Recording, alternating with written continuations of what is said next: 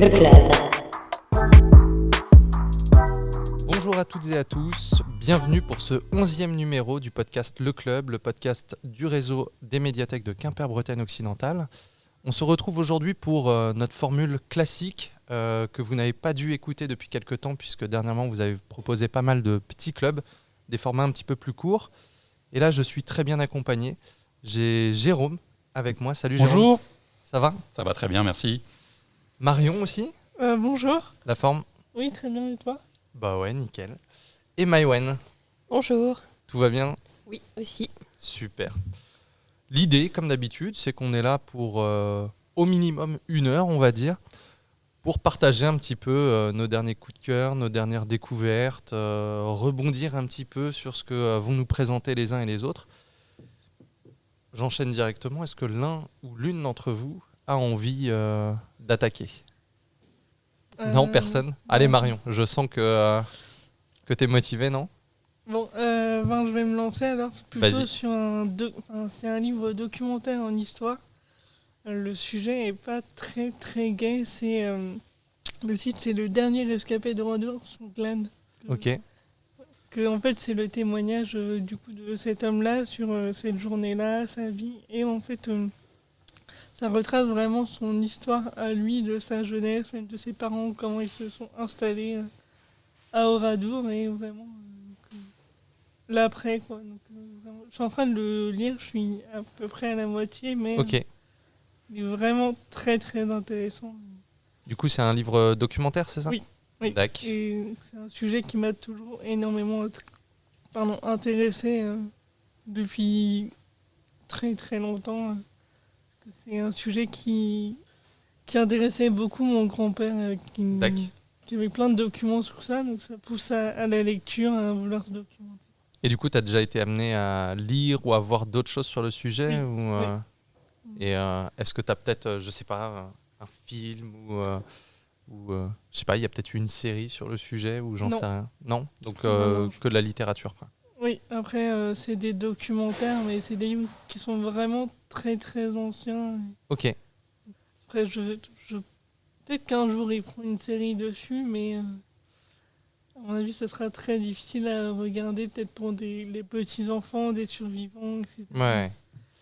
Et là, le livre que tu es en train de lire, c'est un livre qui est sorti récemment ou... L'année dernière. Ah oui, ok. Oui.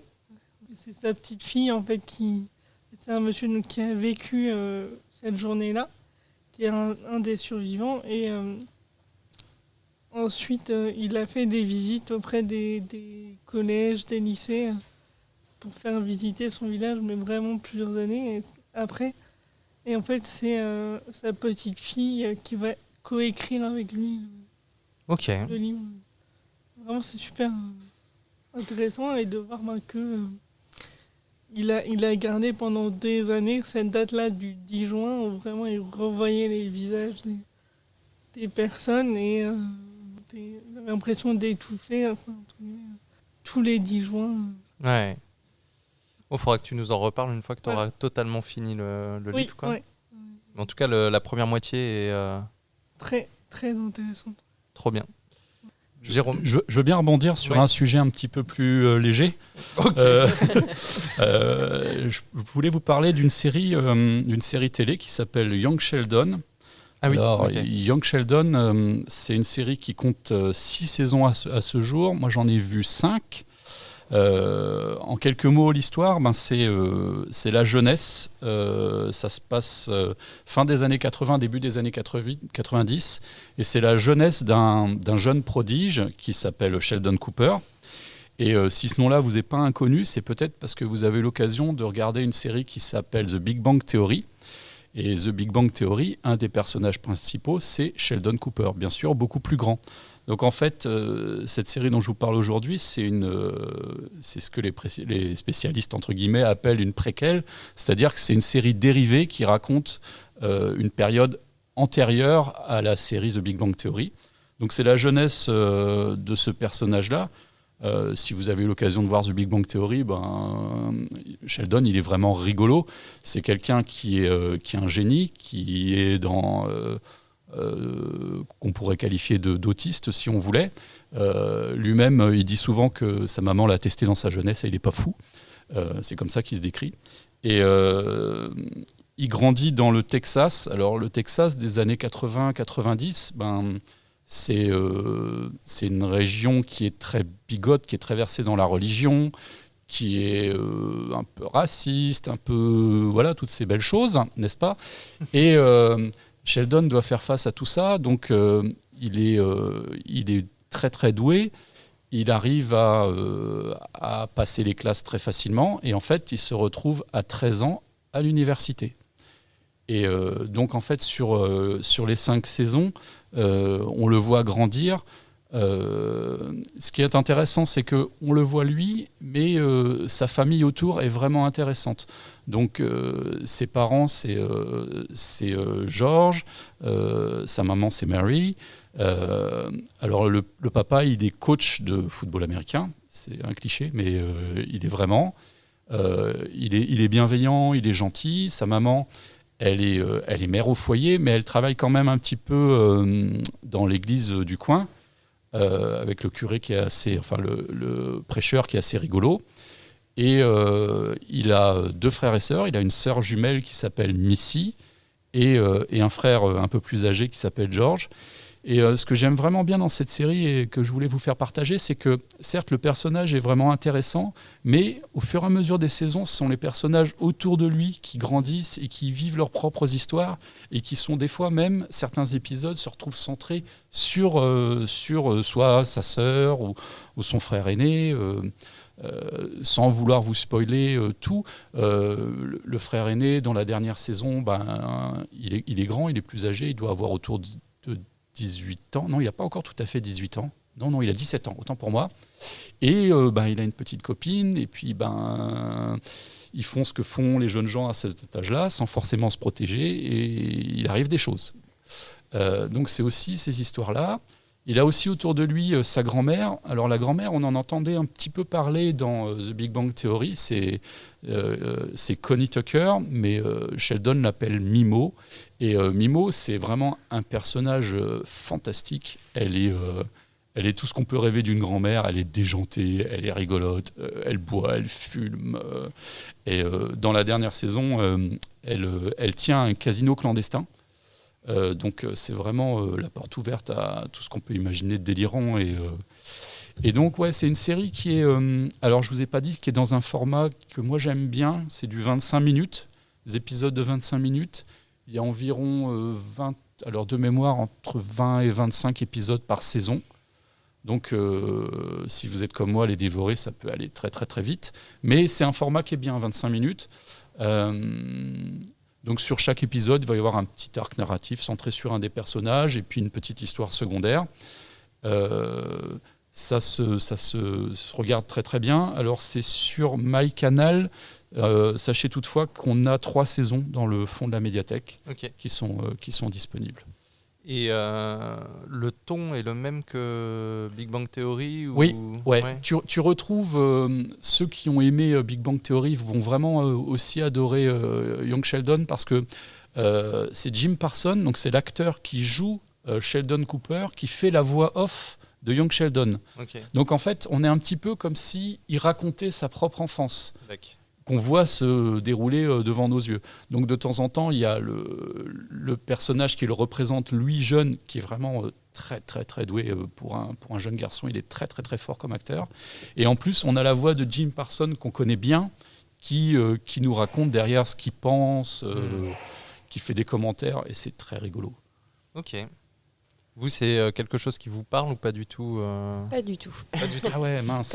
Non, mais comme je regarde très peu de séries, c'est bien Ouais. comme ça je découvre des choses, c'est intéressant. Après, j'ai rarement le temps de regarder une série entière et j'ai du mal à me concentrer devant une série, donc Toi, mais ça Marion. donne envie d'écouter. Ouais. Toi, Marion. Oui, je connais bien The Big Bang Theory parce que Ouais. je suis en train de me refaire toute la série. Ok. Ah ouais, bien. Donc, Faut être motivé. Hein. 12 saisons. ouais. De les regarder vraiment épisode par épisode parce que je les ai vus passer certains quelques épisodes par-ci par-là à la télé, mais là vraiment je me lance vraiment dans toute l'histoire Je suis à la saison 6, donc on voit vraiment Sheldon qui est hyper ingénieux, on va dire. Hyper talentueux. Et après, toute sa vie sociale à côté qui est extrêmement complexe pour lui. Ah ben, il faut s'imaginer un personnage, pour toi, Maïwenn, si tu connais pas, c'est quelqu'un qui, il conduit pas, mais pas parce qu'il peut pas, c'est parce qu'il veut pas, en fait. Donc, il faut qu'il se fasse conduire par ses camarades. Il vit en colocation. Tout ce qu'il fait est régi par des règles. En fait, il va aux toilettes à des heures fixes. Il a ce qu'il appelle son planning de... Alors, en français, je ne sais pas comment ça s'appelle, mais je le regarde en version originale. C'est son schedule pour aller aux toilettes. Ses colocations sont régies par des règles. Tu peux pas faire n'importe quoi à n'importe quelle heure. Il a sa place dans le canapé. Exactement. Il y a sa place qui est très importante dans le canapé et c'est un conflit si quelqu'un d'autre s'assoit à sa place. Mais en même temps, il est décrit comme ça. Il a l'air vraiment casse-pied, mais il est vraiment très attachant en fait, parce que il comprend pas les sentiments des autres. Donc je ne sais pas si tu es arrivé à la saison 6, il a rencontré sa petite... Oui. Il a rencontré Amy. La découverte de l'amour pour Sheldon, c'est incroyable, quoi. Enfin, il ne comprend pas les choses, il ne comprend pas l'affection qu'on peut lui porter, il va falloir envisager d'avoir une vie intime à un moment donné. Et c'est très, très compliqué. C'est un personnage... Et donc, en fait... Young Sheldon, c'est l'occasion de découvrir comment en fait il a évolué pour arriver à ce qu'on connaît dans Big Bang Theory. C'est de voir un peu la formation de cet adulte qui est pas simple, quoi. Ouais. Moi, je dois t'avouer que j'avais pas mal regardé à l'époque The Big Bang Theory, mais ce qui m'a fait lâcher cette série et plus globalement ce genre de série, c'est un format qui me...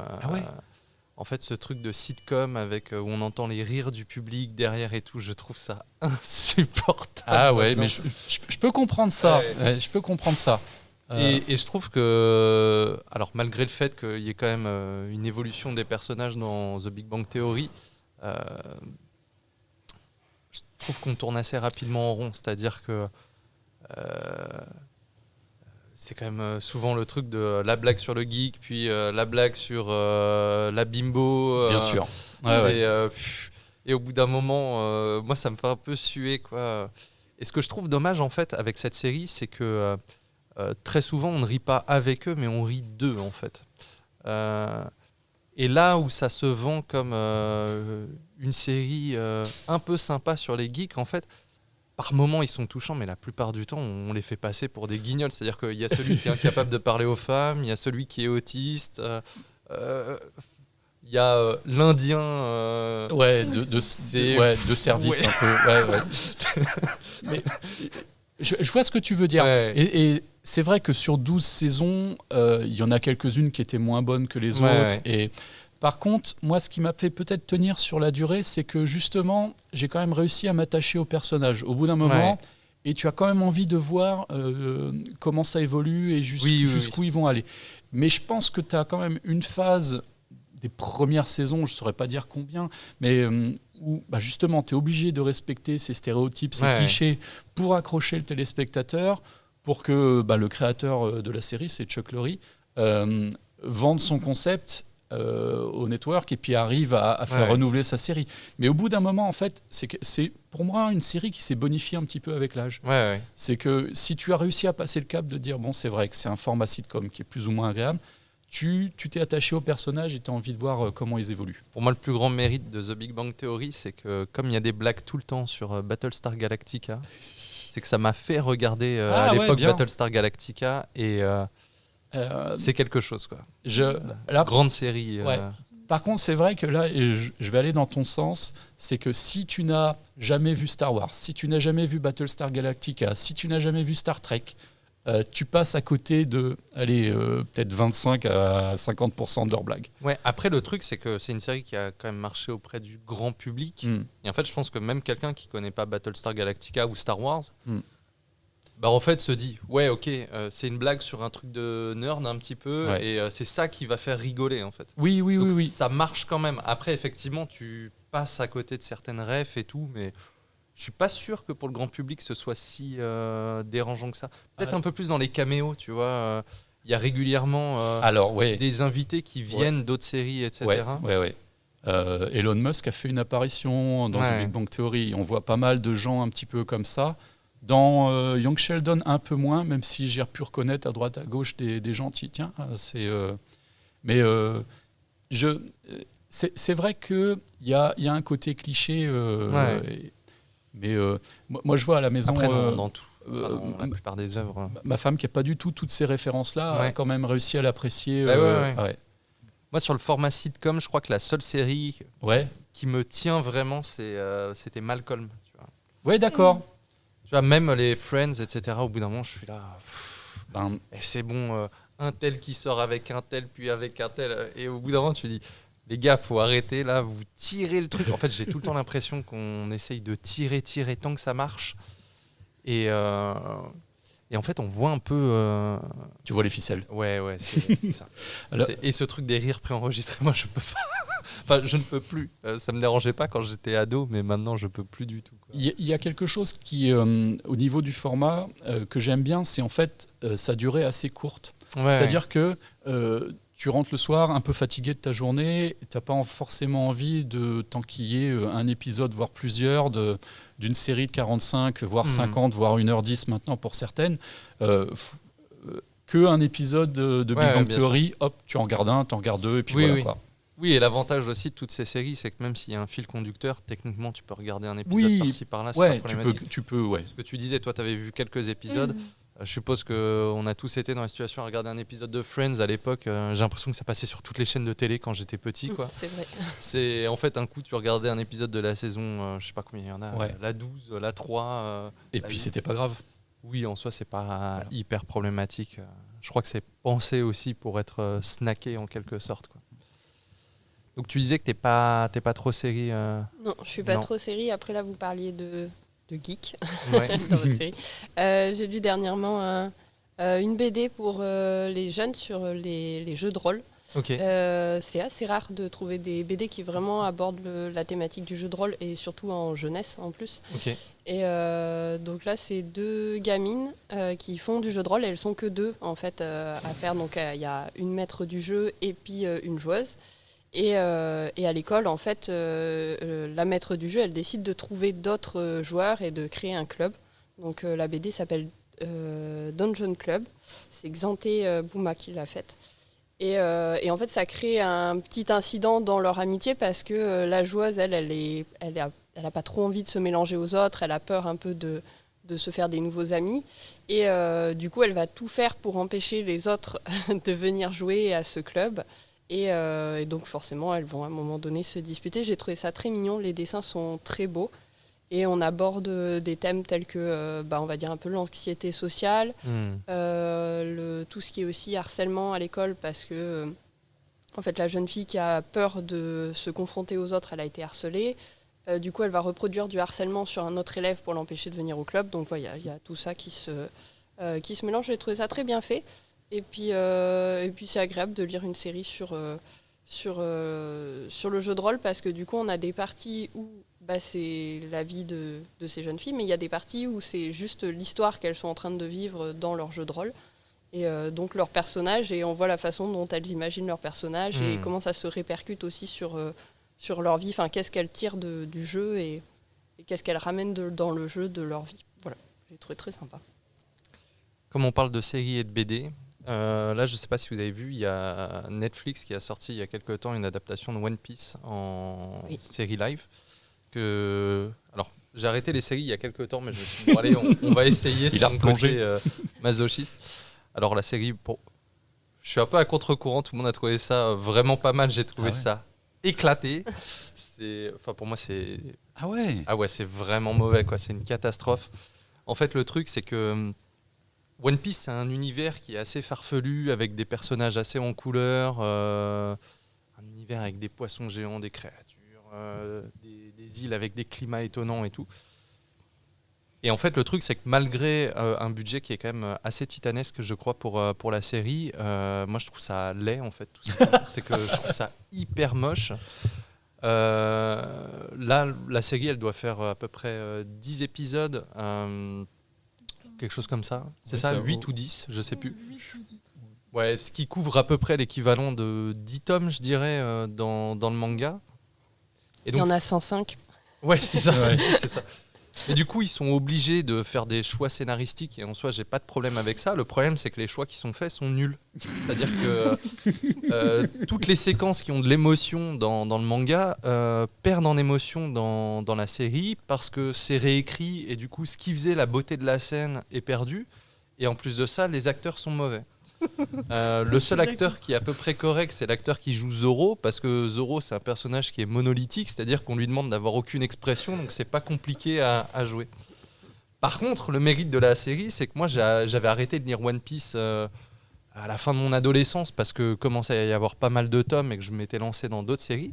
Là, ça a le mérite de m'avoir relancé dans la lecture de One Piece. Et oh mon Dieu, quel régal! Alors, je vais pas en parler pendant 2 heures parce que je suppose que tout le monde adore One Piece et à juste titre. Ouais, tu voulais dire quelque chose? Non, je t'en prie, vas-y. Mais ça vaut vraiment le coup d'être lu, quoi. J'avais dû m'arrêter à peu près au tome 15, je crois. C'était il y a quoi? C'était il y a quasi, je dirais 16 ans, quoi. J'ai dû arrêter de lire, j'avais 13-14 ans. Là, j'ai recommencé du début, je dois être à peu près au tome 20 et quelques. Et je me régale, quoi. C'est trop bien.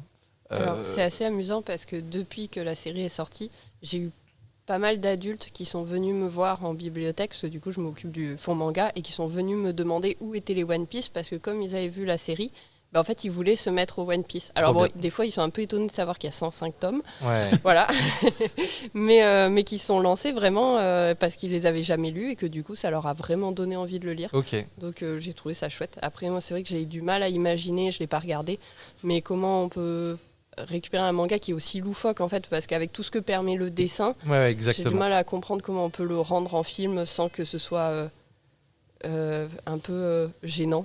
En fait, pour moi, j'ai l'impression de voir tu vois, un peu les fan-films sur YouTube, tu vois. C'est-à-dire que le problème, c'est que l'univers, comme tu l'as dit, est tellement loufoque que quand je vois des gens habillés comme les personnages de One Piece, j'ai C'est du l'impression cosplay. de voir des cosplayers. C'est exactement ça. Et en fait, j'aurais préféré carrément qu'ils développent un nouveau truc dans un univers One Piece. Pour moi, le problème, en fait, c'est que c'est des trucs de feignants, en fait. Moi, je trouve que toutes ces adaptations qui reprennent des mangas, des bouquins, etc., et qui te recalquent exactement la même chose, avec des acteurs qui souvent sont pas terribles. On va juste prendre des gars qui ont des allures de chanteurs de K-pop pour créer du fan et compagnie. Je trouve que ça marche pas du tout. Et essayer de nous proposer des nouvelles choses, quoi. Moi, j'en ai un petit peu marre du réchauffé. Mais comme tu le dis, au moins, ça donne envie à certaines personnes de lire le manga. Et le manga est trop bien. En fait, toute l'introduction sur la série que j'ai trouvée naze est là pour dire, mais lisez One Piece, en fait. C'est trop bien. Ça doit être une des plus belles épopées du manga. Pour moi, c'est... je sais pas, One Piece est au manga ce que, je sais pas, l'Iliade et l'Odyssée seraient à la littérature, quoi. C'est une épopée complètement dingue avec un héros qui va rencontrer des créatures, des machins, des trucs. C'est génial, quoi. C'est vraiment génial. Tu voulais dire quelque chose? Alors, je vais pas défendre Netflix et n'allez pas croire que j'ai des actions chez eux. Mais il s'avère que j'ai regardé One Piece. Alors, je vous explique le contexte. Moi, j'ai jamais lu le manga. Ok. Donc bon, déjà, voilà, faut expliquer ça. Donc je regarde One Piece avec un œil, comment dire, neutre. Ouais. J'ai vraiment pas d'idée préconçue, je sais pas quoi en attendre. Je le regarde parce que on en parle, parce que il y a un gros budget. Je me dis bon, ça veut pas dire que c'est un gage de qualité, loin s'en faut. Mais si Netflix met beaucoup de millions dans une série, ça mérite que je regarde au moins un épisode. J'ai regardé la série en entier. Ok. Je vais pas dire que c'est la série du siècle, mais j'ai trouvé ça regardable. Honnêtement, Ouais, non, mais. regardable. Mais Mais- voilà, encore une fois, en ne Non, mais tout connaissant... le monde a trouvé ça bien, donc. Non, alors j'ai pas dit bien, j'ai dit regardable. Regardable pourquoi? Parce que ça m'a permis, moi, de rentrer dans un univers, pour le coup, que je connais pas du tout. Ouais. Du manga, j'en lis pas. Honte sur moi, hein, mais j'assume. Non, mais t'inquiète. Mais ça m'a permis de découvrir peut-être mal cette Ouais. œuvre-là, mais au moins de découvrir, de voir de quoi ça parle. Et je constate comme Maïwen que les One Piece sortent énormément sur tout le réseau, je les vois circuler beaucoup. Donc au moins ça se mérite là. Ouais. Oui, après, effectivement, la série elle-même, je l'ai trouvée pas spécialement bien incarnée. Des effets spéciaux pas beaux. Non, mais on est d'accord, c'est laid, tu vois. Ah On est d'accord. Ouais, tout le monde dit non, mais ça va quand même. Je suis désolé, mais quand Luffy il est élastique, c'est dégueulasse. ouais, c'est pas beau. Les fonds, mais tu vois en fait que c'est de l'image de synthèse, c'est horrible. Enfin, ouais, pour moi ça marche pas Et du puis, tout. dans le manga, ils ont vraiment, enfin, de ce que je me souviens, parce que moi je l'ai lu par petits morceaux et voilà, je me Ouais. suis jamais plongée, ça me faisait un peu peur. Et plus le nombre de tomes augmente, plus j'ai peur de commencer cette série. Mais ils ont tous des visages quand même très marqués, assez déformés, et carrément. ils ont pris des acteurs avec des visages très lisses. Ouais. Du coup, c'est assez étrange cette espèce de décalage quand tu connais les visages qui sont, ils ont des gros nez, ils ont ils ont des visages très déformés dans le manga qui leur donnent vraiment ça participe au caractère du personnage. Et là, quand j'ai vu les images, je me suis dit, bon, ils sont tous lisses. Vraiment, ça me fait pas du tout penser à One Ouais. Piece. Parce que pour moi, One Piece, c'est ça. C'est des visages très. Je pense qu'en termes d'industrie, parce que c'est une industrie, Netflix est obligé de prendre quelque chose qui marche, en l'occurrence One Piece, parce que c'est quelque chose qui parle à des milliards de gens sur la planète, et de proposer sa version de la chose. Et sa version, elle est forcément lisse, elle est forcément gommée. Je pense que du concept même, il fallait pas en attendre beaucoup plus. Du coup, si t'es amateur de séries et pas trop de manga, bah regarde-toi l'animé en fait. Et pourtant, moi, j'ai pas beaucoup regardé, mais des souvenirs que j'en ai, c'est plutôt une bonne adaptation. j'ai entendu. du Alors, manga, moi, je quoi. l'ai pas vu, mais la critique était pas top Ah ouais apparemment. Mais Après, j'ai pourquoi pas pas regardé ça depuis 15 ans, mais dans mes souvenirs. Je suis pas très fan d'animé non plus. Ouais, ok. Après, pour tout ce qui est manga adapté en série, je dois vraiment être contre-courant parce que ils ont fait aussi une adaptation de B-Boy Cowboy Bebop, pardon. Et tout le monde dit que c'était vraiment de la daube, et moi j'ai bien aimé. Donc, faut croire que je suis complètement. Non, mais c'est intéressant d'avoir le point de vue de quelqu'un justement Ouais. qui. Mais qui voilà. lit pas le Et, manga, et quoi. ne connaissant encore une fois pas le manga. Mais franchement, essaye de lire le manga parce que tu vas voir que c'est. C'est pas du tout ça. Non, mais je suis prêt à le croire. Je suis Non, vraiment mais prêt à le après, croire. en fait, le truc, c'est qu'en lisant le manga, tu vas retrouver toute la trame scénaristique de la série. C'est-à-dire que ça reprend la même chose. Mais en fait, les libertés qui sont prises, selon moi, font perdre en émotion. C'est-à-dire Ah que, oui. typiquement, quand tu as. Là, on est au début de l'œuvre, donc c'est pas des révélations pour les gens qui vont nous écouter. Quand tu as tout l'arc là dans la série qui est consacré au personnage de Nami, et notamment de la relation avec Arlong, etc., avec son village d'enfance, en lisant le manga, moi j'ai chialé, quoi. Là, j'ai regardé le truc. Ah oui, non, il n'y avait pas d'émotion à en avoir. Là, je vous rejoins là-dessus, je suis d'accord. C'est pas. C'est la scène où tu as Zoro au début du manga qui est accroché là dans son espèce de prison. Oui. En fait, ce qui se passe, c'est que là, dans la série, on le découvre dans un bar. Le personnage de Zoro, on le découvre pas en fait enchaîné en prison sur l'île. Il est dans un bar, il y a Luffy qui est là. Il y a aussi Nami qui est plus ou moins capuché quelque part. En gros, ils utilisent cette scène pour introduire tous les personnages d'un coup. Et t'as une gamine qui a préparé des boulettes de riz et un gars qui les fait tomber, quoi. Ouais, peut-être. Oui, le fils Bah tu vois, ça t'a tellement pas marqué. Non, ça m'a pas marqué, je me rappelle moi, plus. je me souviens, c'est le fils du caporal, non? Un truc comme ça. Pas lui. Exactement. Voilà. Dans le manga, c'est tout à fait différent. C'est que Zoro est déjà attaché en prison. Enfin, c'est pas une prison, en fait, il est au milieu d'un truc de sable, en plein cagnard, en train de crever, accroché sur une croix. Et t'as une petite fille qui, tous les jours, rentre en scred dans la prison pour aller le nourrir. Ah oui, Ah, ok. Et du coup, là, tu crées un affect qui est différent qu'une scène lambda dans un bar avec tout le monde et Ouais, juste oui, un mec qui effectivement. fait tomber des boulettes de riz sans faire exprès. C'est pas du tout la même chose. C'est-à-dire que dans le manga, elle prend le risque d'aller le nourrir alors qu'il est à moitié condamné à mort et qu'elle se fait choper, le mec va écraser les boulettes de riz et c'est là que Zoro va forcer l'autre à bouffer les boulettes de riz qui sont couvertes de sable. Ouais. Et là, tu crées une relation qui est totalement différente entre les personnages et notamment un personnage monolithique comme Zoro, tu te dis mais en fait c'est pas un gars qui est insensible, c'est juste qu'il le cache, quoi. Et ça, c'est totalement raté. Et en fait, toutes ces scènes qui, pour moi, sont les scènes clés en fait, du manga, c'est des séquences qui sont pleines d'émotions, etc. Et ben en fait, c'est celles qui ont été un peu sacrifiées dans la série pour mettre peut-être un peu plus en avant la baston et tout. Et là aussi, c'est que les bastons dans la série, du fait que tu es avec des acteurs et des effets spéciaux, tu peux pas t'autoriser autant de folie que dans le manga. Oui. Et là où dans le manga, tu as des gars qui vont être catapultés, etc., je trouve que ça marche beaucoup Non, moins ça bien, marche quoi. pas dans la série, ça je suis d'accord. Attends, les scènes avec Baggy le clown, là. Ah oui, avec celui qui se détache en petits morceaux, là. Exactement. Ouais. Mais j'ai trouvé ça mauvais. C'est... Alors, je sais pas si c'est les standards des amateurs de manga qui ont été tellement déçus par ce qui s'est fait par le passé qu'ils se sont dit, bon, là, au moins, c'est regardable, donc c'est bien. Mais non, pour moi, c'est un peu la cata. Et ouais, ce côté cosplay, moi, ça me rend dingue. En fait, ça me rappelle, je sais pas si vous aviez vu à l'époque les films Death Note. Ah oui, Il y a eu des films? Ah non, j'ai Ouais. pas vu. Il y en a Alors, les au films moins- Ça, japonais. j'ai dû les fuir. Ouais. Il y a eu au moins 3 films. En fait, il y a eu 2 films et ensuite il y a eu un film qui s'appelle Hell Save the World ou un truc dans le genre. Ouais, Quoi. c'est ça. Ensuite, il y a eu un autre film de Netflix à l'américaine, quoi. Mais alors, qui est mauvais, mais limite, je préfère cette démarche, quoi. Même si c'est raté, c'est-à-dire que le film est mauvais, le film de Netflix, mais ils ont essayé de. En fait, De retrouver Le- l'esprit, quoi. non, c'est que le réalisateur a capté que c'est un manga et s'est dit, bah, en fait, on peut pas faire comme dans le manga, c'est pas possible. Donc, on va pas demander à des gens de faire des cosplays, etc. Donc, effectivement, les gens ont l'air normaux, mais ça marche un peu mieux. Non, par contre, il y a des vrais problèmes d'écriture et tout, c'est nul. Mais les premiers films Death Note, c'est pareil, c'est-à-dire que tu as l'impression de voir des cosplayers, c'est-à-dire tu as le gars qui va se tenir en boule là comme elle, ça marche pas du tout, habillé exactement pareil. Ils se teignent les cheveux, ils se mettent des perruques et tout.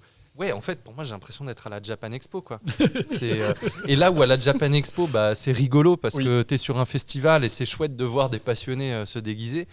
Là, tu es devant une œuvre, normalement, le but, c'est quand même de te véhiculer une émotion et Ouais. pas que tu te dises, bah ok, sympa la fanfiction, quoi. Enfin, Oui, puis Japan Expo, c'est juste. Enfin, le cosplay, il n'y a pas de notion de te faire rentrer dans un univers. C'est Exactement. à destination des gens qui connaissent l'univers. Donc, c'est plus. oui, oui. Oh, super, t'es déguisé, j'adore ce personnage. Alors que normalement, tu regardes un film, t'es censé rentrer dans Ouais, l'univers. on est d'accord. En plus, c'est pas un personnage qui est si compliqué, je pense. Elle, enfin, dans le Oui, sens oui. à reproduire sans le côté manga.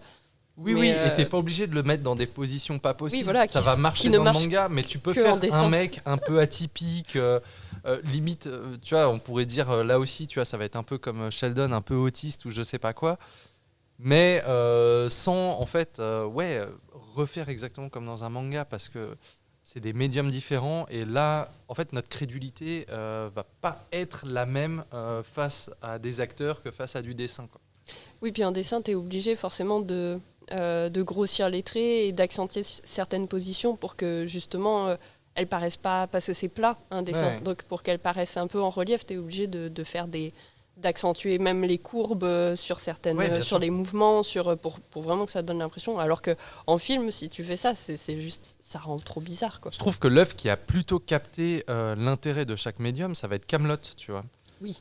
Camelot, dans la série, Astier, il a conscience que foutre des dragons et tout, avec les moyens qu'il a à disposition, ça va faire pitié, ça va être ridicule. Il fait le choix d'avoir des personnages qui vont raconter des épopées, mais sans qu'on les voit, et de créer du comique de ce côté-là. Et dans la BD, alors moi je suis pas très fan de la BD, mais là il va s'autoriser de montrer des créatures et tout, parce que on est sur du dessin et on va se permettre des choses qu'on ne va pas faire dans la série. Pour moi, en fait, il faut jouer en fait avec ces supports. Et selon moi, là, c'est raté. Bon, tout ça pour dire, lisez One Piece. Oui, c'est oui. vraiment trop bien. Vas-y, Marie. Je voulais revenir dessus parce que du coup, je suis d'accord avec toi. En fait, à la base, j'avais regardé quelques épisodes de One Piece en animé. Je me Ok. disais, je comprends pas en quoi ça intéresse les gens. Ouais. Ensuite, j'ai regardé le truc Netflix parce que je me dis, pourquoi pas. Et en fait, le Elle va me truc, faire faire un arrêt cardiaque. Et là, je me suis dit, ah ok, c'est top. et en fait, je me suis dit, mais c'est tellement ils jouent tellement mal, ça me donne envie Ah de bah, vomir, donc je vais on est regarder d'accord. l'animé. Ok. Et du coup, tu t'es relancé dans Je vais me l'anime. relancer après The Big Bang Theory. Ok. Mais Ok. franchement, Que je lis fais le manga. série- Le manga je fais est série trop bien. par série, mais vraiment, je me suis dit, en fait, Zoro est intéressant. Enfin, ils sont tous intéressants. Ouais. Mais dans les jeux, parfois, non. Ouais, mais par exemple. Arrêtez un Ah peu. non, on va pas s'étendre, sinon on va parler que de On va One parler Piece. que On de va ça. faire un podcast One Piece, c'est pas possible. Mais Quoi, mais- après, ouais, c'est vrai qu'il y a, tu sais, il y a des personnes qui sont déçues en fait par les remakes de certains mangas, je sais que, ou certaines séries animées. Il y a quelques années, il y avait le film Avatar qui était sorti. Lui, je l'avais bien aimé. Ok. Dommage, il y en a eu qu'un seul. Mais après, Moi, il y a j'avais pas des- trop kiffé.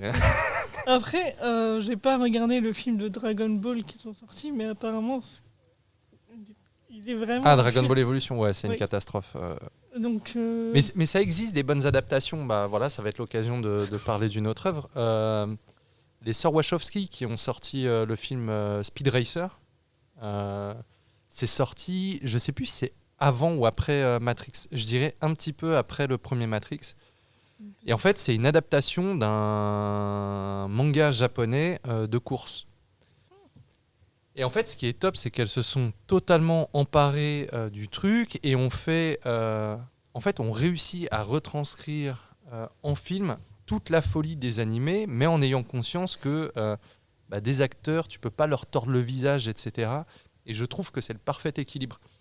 Et en gros, c'est un film qui va s'axer autour d'une course, tout simplement.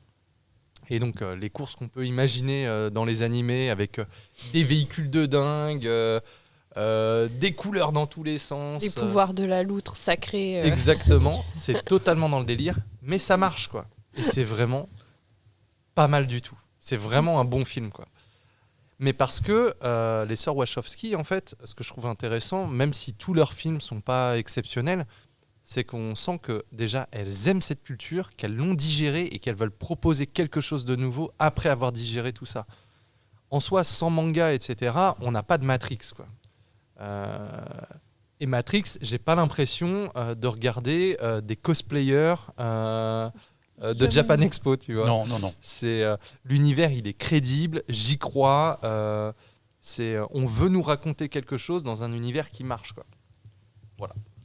j'ai jamais regardé Matrix, mais c'est sur ma liste. Voilà. Oh là là. J'ai promis. Eh ben, tu sais ce que tu vas faire ce week-end, notamment le premier, quoi. Le premier, c'est Oui, grandiose. ce que j'allais dire, ouais. Ouais. La suite peut-être un poil moins. Ouais, ça vaut quand même le coup d'être Oui, d'être après, une fois que regardé, t'es dans quoi. l'univers, oui. Surtout, quand on voit le niveau actuel des blockbusters, quoi, n'importe quel Matrix est quand même au-dessus de la moyenne, quoi. Oui. Quand même. Quelqu'un veut parler peut-être d'autre chose? Ouais, non. J'ai assommé tout le comment- monde. Non, sur les mais même, enfin, on parlait des mauvaises adaptations, mais je trouve que Disney, par exemple, il a réussi son coup pour Maléfique, parce que dans le dessin animé, en fait, elle était, elle a une gueule Maléfique dans le Ouais, dessin ouais. animé, et quand ils s'en sont emparés pour lui faire un film, au final, ils n'ont pas du tout repris La Belle Ouais, et la ouais. Bête. Ils ont fait un truc à part. Alors après, on n'aime pas. Il y a des erreurs Ouais. dans l'écriture qui est un peu étrange, mais je trouve qu'ils ont réussi à en faire, à prendre une bonne actrice, à lui faire un Oui, visage oui. qui certes n'est pas exactement pareil, mais qui colle, et lui faire une histoire qui avait un intérêt à regarder. Et, Oui, c'est je vrai pense que- voilà, c'est quand tu t'éloignes en fait de l'œuvre originale et que tu t'en empares vraiment, tu peux faire des choses Exactement. intéressantes. Ouais, non, je suis totalement C'est d'accord. vraiment bien, c'est vrai, Maléfique, on voit vraiment du côté de son histoire, en fait, on voit qu'elle n'est pas méchante que, entre guillemets, pour Ouais. le plaisir. C'est genre vraiment, elle a une histoire de pourquoi Ouais, elle en veut au roi Stéphane. Oui.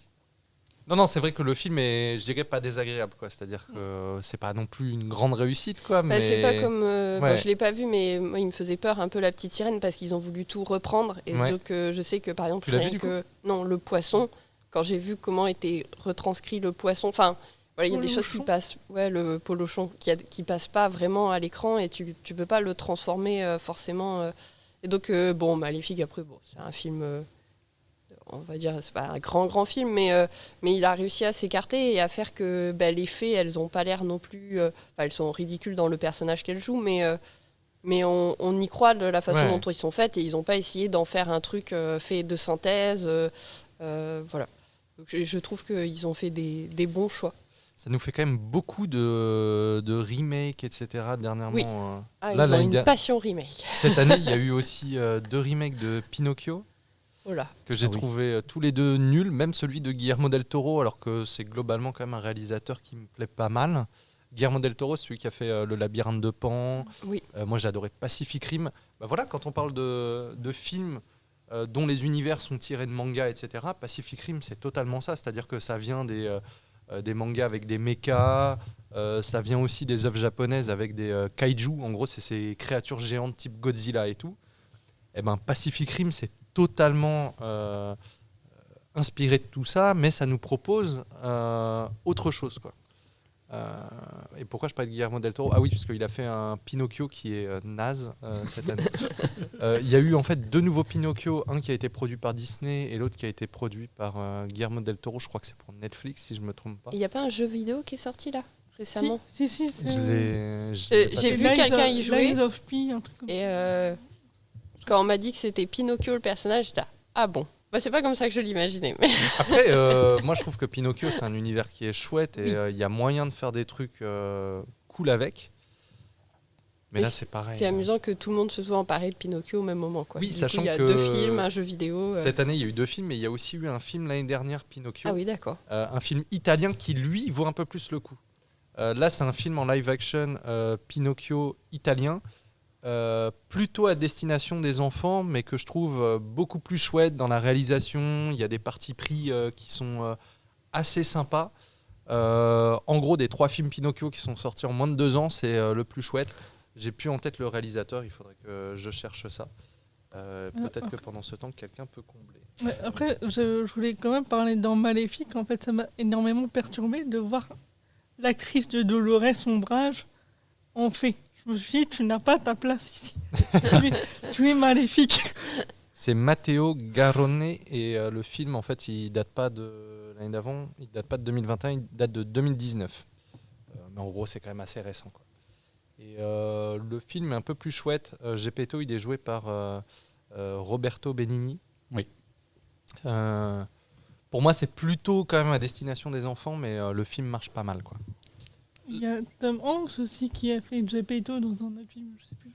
Je crois que c'est dans celui de Netflix, si je me trompe pas. Ouais, c'est ça. C'est celui qui est sorti. Ah non, c'est celui de Disney+. Voilà. Qui est très mauvais. C'est le plus mauvais de ceux qui sont sortis. Je l'ai pas dernièrement. regardé, mais... Eh bah, tu peux sauter. Dans la rubrique à éviter, toujours Guillermo del Toro, j'ai essayé de regarder le cabinet de curiosité sur Netflix. Ah ouais. Non, juste non.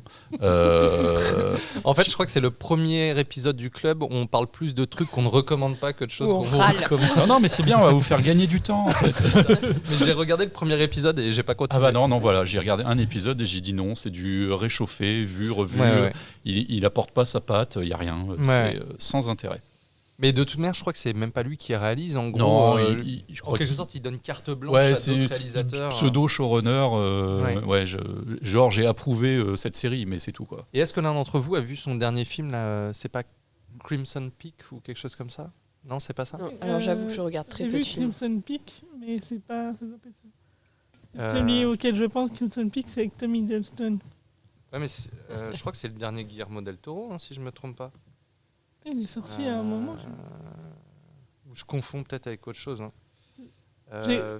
C'est peut-être... Ah non, je me trompe totalement, c'est Nightmare Alley, j'ai pas qui est vu. sorti en début d'année au cinéma. Je crois même qu'il est dispo sur la médiathèque numérique, si je me trompe pas, et sur MyCanal. Pas vu. Nightmare Alley. Non. Pourquoi je pense à Crimson Peak? Mais c'est aussi... je sais plus ce que c'est Crimson Peak. Bref, je suis un peu... C'est une jeune femme qui Ah bah va si, c'est son épouser film une- d'avant, de 2015, Ouais, c'est ça. Guillermo del Toro, qui était pas bien. C'était pas Qui bien. est Pas bien. C'est le truc qui se passe dans le manoir, là. Oui, ouais, c'est ça. Ouais, Ouais, c'est un c'était- moyen. Ouais, je suis un peu déçu par Guillermo del Toro. Ouais, dernièrement, ces derniers temps, non, Bah, pas terrible. moi, j'avais vu... qu'est-ce que j'ai vu? Le labyrinthe de Pan. Ouais, qui est fabuleux, quoi. Après, peut-être qu'il a du mal à s'aligner avec le labyrinthe de Pan, on sait pas. Oui, oui, Qui oui. est très très bien. En fait, j'ai du mal avec son univers.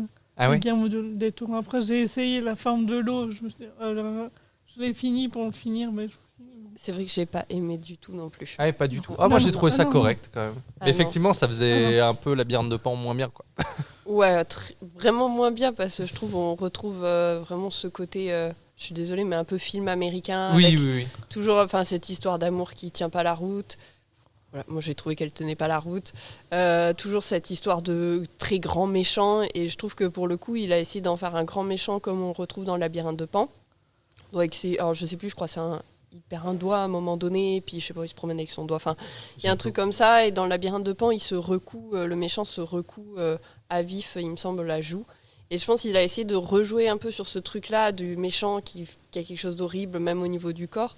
Et sauf que ça fonctionne pas parce qu'il a l'air juste dément, perdu et en fait t'as juste envie de l'envoyer dans un hôpital psychiatrique mais t'es pas en train de te dire ouah le grand méchant, enfin il y a rien qui va quoi, dans le sens où ouais, j'ai vraiment pas accroché, je me suis pas lancée dans le truc. Il y a des films où tu te dis à la fin, mais comme par hasard, en fait, comme dans La Forme de l'eau, en fait, comme par hasard, on a des branchies. C'est du réchauffé, un peu d'inventivité, s'il te plaît. Ouais, même le monstre dans La Forme de l'eau, il est pas intéressant dans la façon dont il a été créé quoi. Enfin, oui. Il est à la fois il est un peu monstrueux mais il est très humain aussi parce que Moi, je le trouve un peu lambda. scénaristiquement c'est arrangeant de le faire comme ça. Bon, allez, parlons d'un truc positif. Essayons. Comme on parle de Guillermo del vendredi Toro, 13, donc. Guillermo del Toro, c'est le grand pote d'un créateur de jeux vidéo qui s'appelle Hideo Kojima. Hideo Kojima, vous le connaissez peut-être parce que c'est entre autres lui qui est à l'origine de toute la licence Metal Gear, et notamment les Metal Gear Solid, qui sont des gros jeux à histoire, etc.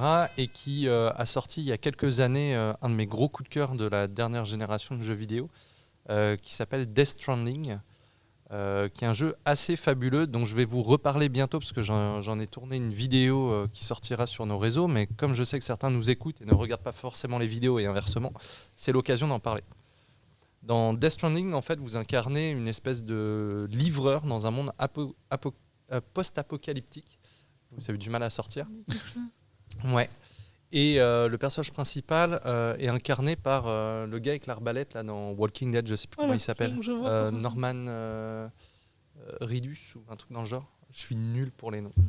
Le gars qui joue Daryl dans Walking Dead, quoi.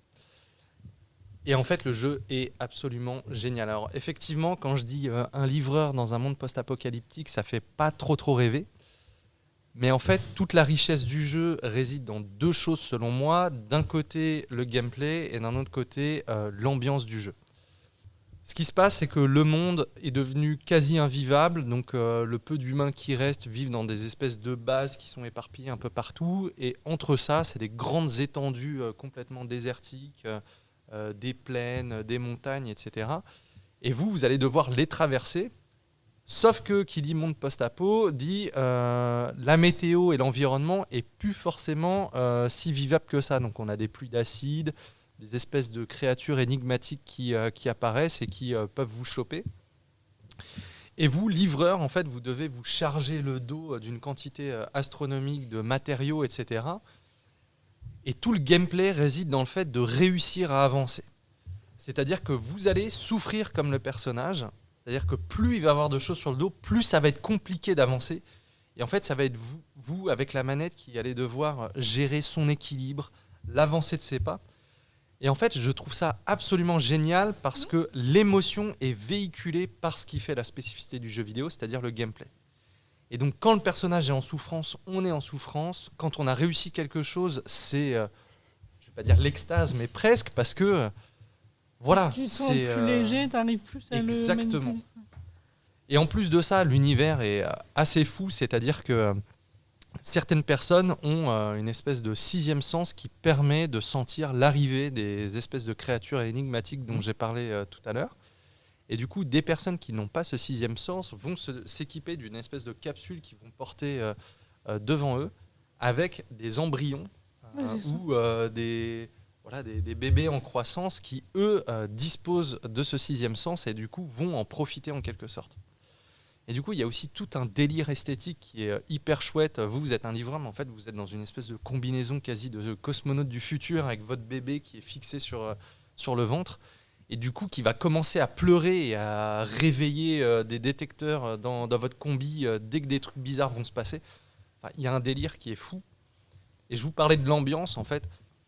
C'est top parce que vous arrivez au milieu de plaines gigantesques et vous vous dites, mais je vais devoir traverser tout ça. Et là, au moment où on entre, hop, il y a une petite musique qui se lance et qui est totalement en lien avec l'environnement dans lequel vous êtes. Enfin, ça marche trop, quoi. C'est Bring Me the Horizon qui a fait une musique pour ce jeu-là. Ça doit être ça. Ouais, c'est ça, Là, pareil, moi et les noms, Non, parce que je sais que c'est Ludens, je crois. Ah, ça doit être ça parce que C'est ça. ça m'a fait apprécier les musiques et j'ai carrément enregistré la playlist des musiques du jeu sur Spotify. Chose que je fais jamais. J'écoute pas trop de BO de jeux vidéo. Et là, en fait, c'est vraiment des choix de musique qui collent parfaitement et les musiques sont vraiment trop trop cool, quoi. Et en plus de ça, alors moi, c'est pas la partie qui m'intéressait le plus, mais il y a des mécaniques de gestion. Tu vas pouvoir améliorer des choses, construire des échelles, des machins pour pouvoir passer en fait des points qui sont plus compliqués. Il y a aussi toute une histoire qui se crée autour de ça. C'est sympa. Après, moi, l'histoire dans le jeu vidéo, c'est rarement ce qui m'intéresse le plus. Je préférais lire un bon livre ou regarder un bon film plutôt que d'aller chercher une histoire dans le jeu vidéo. Mais voilà, pour moi, c'est une réussite totale parce que je pense que Kojima a compris que la richesse du jeu vidéo... en fait, le jeu vidéo, c'est pas du cinéma, c'est pas de la littérature, c'est du jeu vidéo. Et du coup, ce qui compte, c'est le gameplay et l'émotion passe par le gameplay, quoi. Et c'est en ça que c'est trop bien. Voilà. Ça fait envie. Tu joues un petit peu aux jeux vidéo, Jérôme, ou pas du tout? Un petit peu sur PC. Ouais. J'ai pas de console à la maison. Et il y a des choses que tu as aimées dernièrement ou... Non. Moi, je tourne sur un vieux PC. Donc, récemment, j'ai fait la bêtise d'acheter un jeu en ligne pour m'apercevoir qu'en fait, il ne pouvait pas tourner sur ma machine. Ah oui, ok. Donc, je suis resté sur cette grosse frustration. Tu m'étonnes. Et non, j'aime plutôt les jeux de gestion type Civilization, Ok. Age of Empires, ce genre de choses. Ok. Quoi. Très marqué fin 90, début 2000, quoi. Ouais. Mais ce qui est très bien, et il y a un petit peu un retour aussi de ce genre de jeu. Enfin, je sais pas si c'est un retour, je pense qu'il y a des gens qui n'ont jamais lâché, et du coup il y a toute une communauté sur PC notamment, de gens qui adorent les jeux de gestion. Civilization, ça va pas me rajeunir, mais j'y joue depuis la première version, Ouais. sachant qu'on en est au 6. C'est ça. Et le premier a dû sortir fin des années, genre 96-97. J'ai plus en tête les dates. Vous avez peut-être bien aimé des jeux dernièrement ou... Alors moi je suis sur Genshin, donc j'ai pas fini du tout, donc j'en ai pour des années je crois. De toute façon, tu ne finiras jamais. C'est-à-dire que tant que tu seras Donc, voilà. vivante et que tu auras un porte-monnaie, le jeu existera. Alors porte-monnaie non, parce Ah, mais je dis que ça pour en rire. soi je l'utilise pas. Je m'y suis mis parce que ma petite sœur y jouait et puis elle voulait absolument que je joue avec elle. Et je crois que ça lui fait vraiment plaisir en tant que petite sœur de pouvoir expliquer à sa grande sœur que quand elle aura progressé, elle pourra faire ceci et puis elle sait mieux et puis voilà. Donc ça me fait beaucoup rire qu'elle me donne plein de conseils Trop bien. et qu'elle m'enseigne plein de trucs, voilà. Tu Donc, connais je suis restée l'univers sur de celui-là. Genshin Impact, Jérôme? Du tout, non. Tu nous en parles un petit peu, Mywen? Oui, alors c'est très large, c'est un jeu en ligne, donc il y a beaucoup d'ajouts et ça ne finit jamais en fait, parce que quand tu penses arriver un peu au bout, ils rajoutent une nouvelle map et puis ça n'en finit plus. Alors en gros, on joue un personnage qui est séparé de... Alors ça dépend si tu prends le personnage féminin ou masculin, mais qui est séparé de son jumeau. Et tu te retrouves dans un monde que tu ne connais pas. Et tu te lances dans une quête pour essayer de retrouver ton jumeau. D'accord. Tu es accompagné d'un petit personnage insupportable qui s'appelle Paimon et qui va te donner un peu toutes les indications de comment fonctionne le monde. Et en fait, pour retrouver ce personnage, tu as plusieurs maps et chaque endroit est dirigé par un archéon, il me semble qu'ils appellent ça comme ça. Et Moi, j'ai lâché en gros, assez un rapidement. espèce de chef qui est aussi un dieu de chaque zone. Et ton personnage doit aller voir cette espèce de dieu pour essayer de comprendre comment a disparu ton jumeau. Et donc, tu te rends compte, à chaque fois, tu prends connaissance des pays, de l'histoire de chaque pays au fur et à mesure que tu évolues dans ces mondes. Voilà. Donc il y a énormément on va dire de manières de jouer parce que ça part dans tous les sens. Tu as autant des donjons parce qu'il faut monter le niveau des personnages, il faut monter ton niveau tout court. T'as aussi t'as une partie un peu, on va dire, Sims, parce que t'as une théière que tu peux aménager, c'est une maison. Donc, et tout ça, il faut monter en niveau aussi. Donc ça part vraiment... moi, je trouve qu'il y a beaucoup trop de choses à faire dessus. En gros, Voilà, c'est le c'est bordel. Zelda Breath of the Wild dans un univers manga et les personnages, c'est principalement des waifus, quoi. Des jeunes filles. Non, qui ont des pas pouvoirs. tant que ça. Il y en a quand même beaucoup, je trouve. Ouais, mais t'as autant de garçons que de... Oui, oui. Enfin, après, les tenues sont pas du tout... oui, voilà, ils se battent avec des épées à deux mains Ouais. beaucoup trop lourdes pour eux, avec un grand manteau en fourrure, ça marche pas Jusque-là, du tout. normal, j'ai envie de dire. Mais pourquoi pas, hein. Mais par contre, Voilà. souvent, c'est un jeu qu'on peut facilement conseiller à des personnes qui ont aimé Zelda Breath of the Wild, parce qu'on est un petit peu sur le même principe. C'est-à-dire, il y a le côté jeu d'aventure hyper ouvert, où tu vas affronter des créatures façon un peu RPG en temps réel. Tu vas avoir des donjons, etc. Tu peux jouer à plusieurs, du coup. Ouais, exactement. Mais en ligne et quasi sans fin. C'est-à-dire que tant que le jeu marchera, ils continueront à faire des mises à jour, etc. L'autre force du jeu, c'est qu'il est disponible un peu partout. Au départ, c'était surtout sur smartphone et sur ordi. Et petit à petit, ça se développe un peu partout. Ouais, moi je joue sur PS4, ma petite sœur Ouais. elle est sur portable. Par contre, je pense que ça va vite poser problème maintenant sur portable parce que le jeu devient trop lourd. Ah ouais. Ah oui. Donc les mises à jour commencent à être difficiles à supporter pour les portables, de ce que j'ai compris, qui chauffent en plus à mort quand tu joues parce C'est que clair. en fait, le jeu est vraiment gigantesque. Hein. Moi, Ouais. ça me prend, quand je télécharge une mise à jour, ça prend 30 heures sur la PS4. Ah ouais. Alors, j'ai pas une connexion qui est très rapide, hein, mais on est sur... voilà. Moi, ma cousine Trentaine vient d'heures. chez moi pour profiter de ma connexion pour faire les mises à jour sur sa PS4 aussi. Ouais, voilà, C'est, c'est terrible. Mais par contre, moi, le petit reproche que j'ai à faire à ces jeux, c'est que c'est des jeux sans fin et clairement, en fait, te une fois bouffent que un tu temps lances fou, là-dedans, c'est terminado, quoi. Là où un Zelda, alors en soi, tu peux y rejouer tout le temps, mais une fois que tu as fini l'histoire, ça perd un petit peu en intérêt de continuer, si ce n'est finir toutes les quêtes. Sauf que là, c'est des jeux qui sont pensés pour notamment les nouvelles plateformes et notamment qui n'auront pas de fin tant que le jeu marchera, quoi. Oui. Et toi, Marion, dernièrement, il y a peut-être un jeu ou quelque chose que tu as bien aimé? Moi, j'ai recommencé à zéro Hogwarts Legacy. Elle recommence tout, elle recommence les séries depuis le début. Et après, tu nous dis, Commence que déjà. t'as pas le temps de regarder Matrix, mais je comprends, hein, si tu recommences tout ce que tu que as déjà fait. Non, en fait, c'est parce que je l'avais commencé sur une console et comme j'ai eu... j'avais pas cette console, maintenant je l'ai, donc j'ai dû tout recommencer. Ok.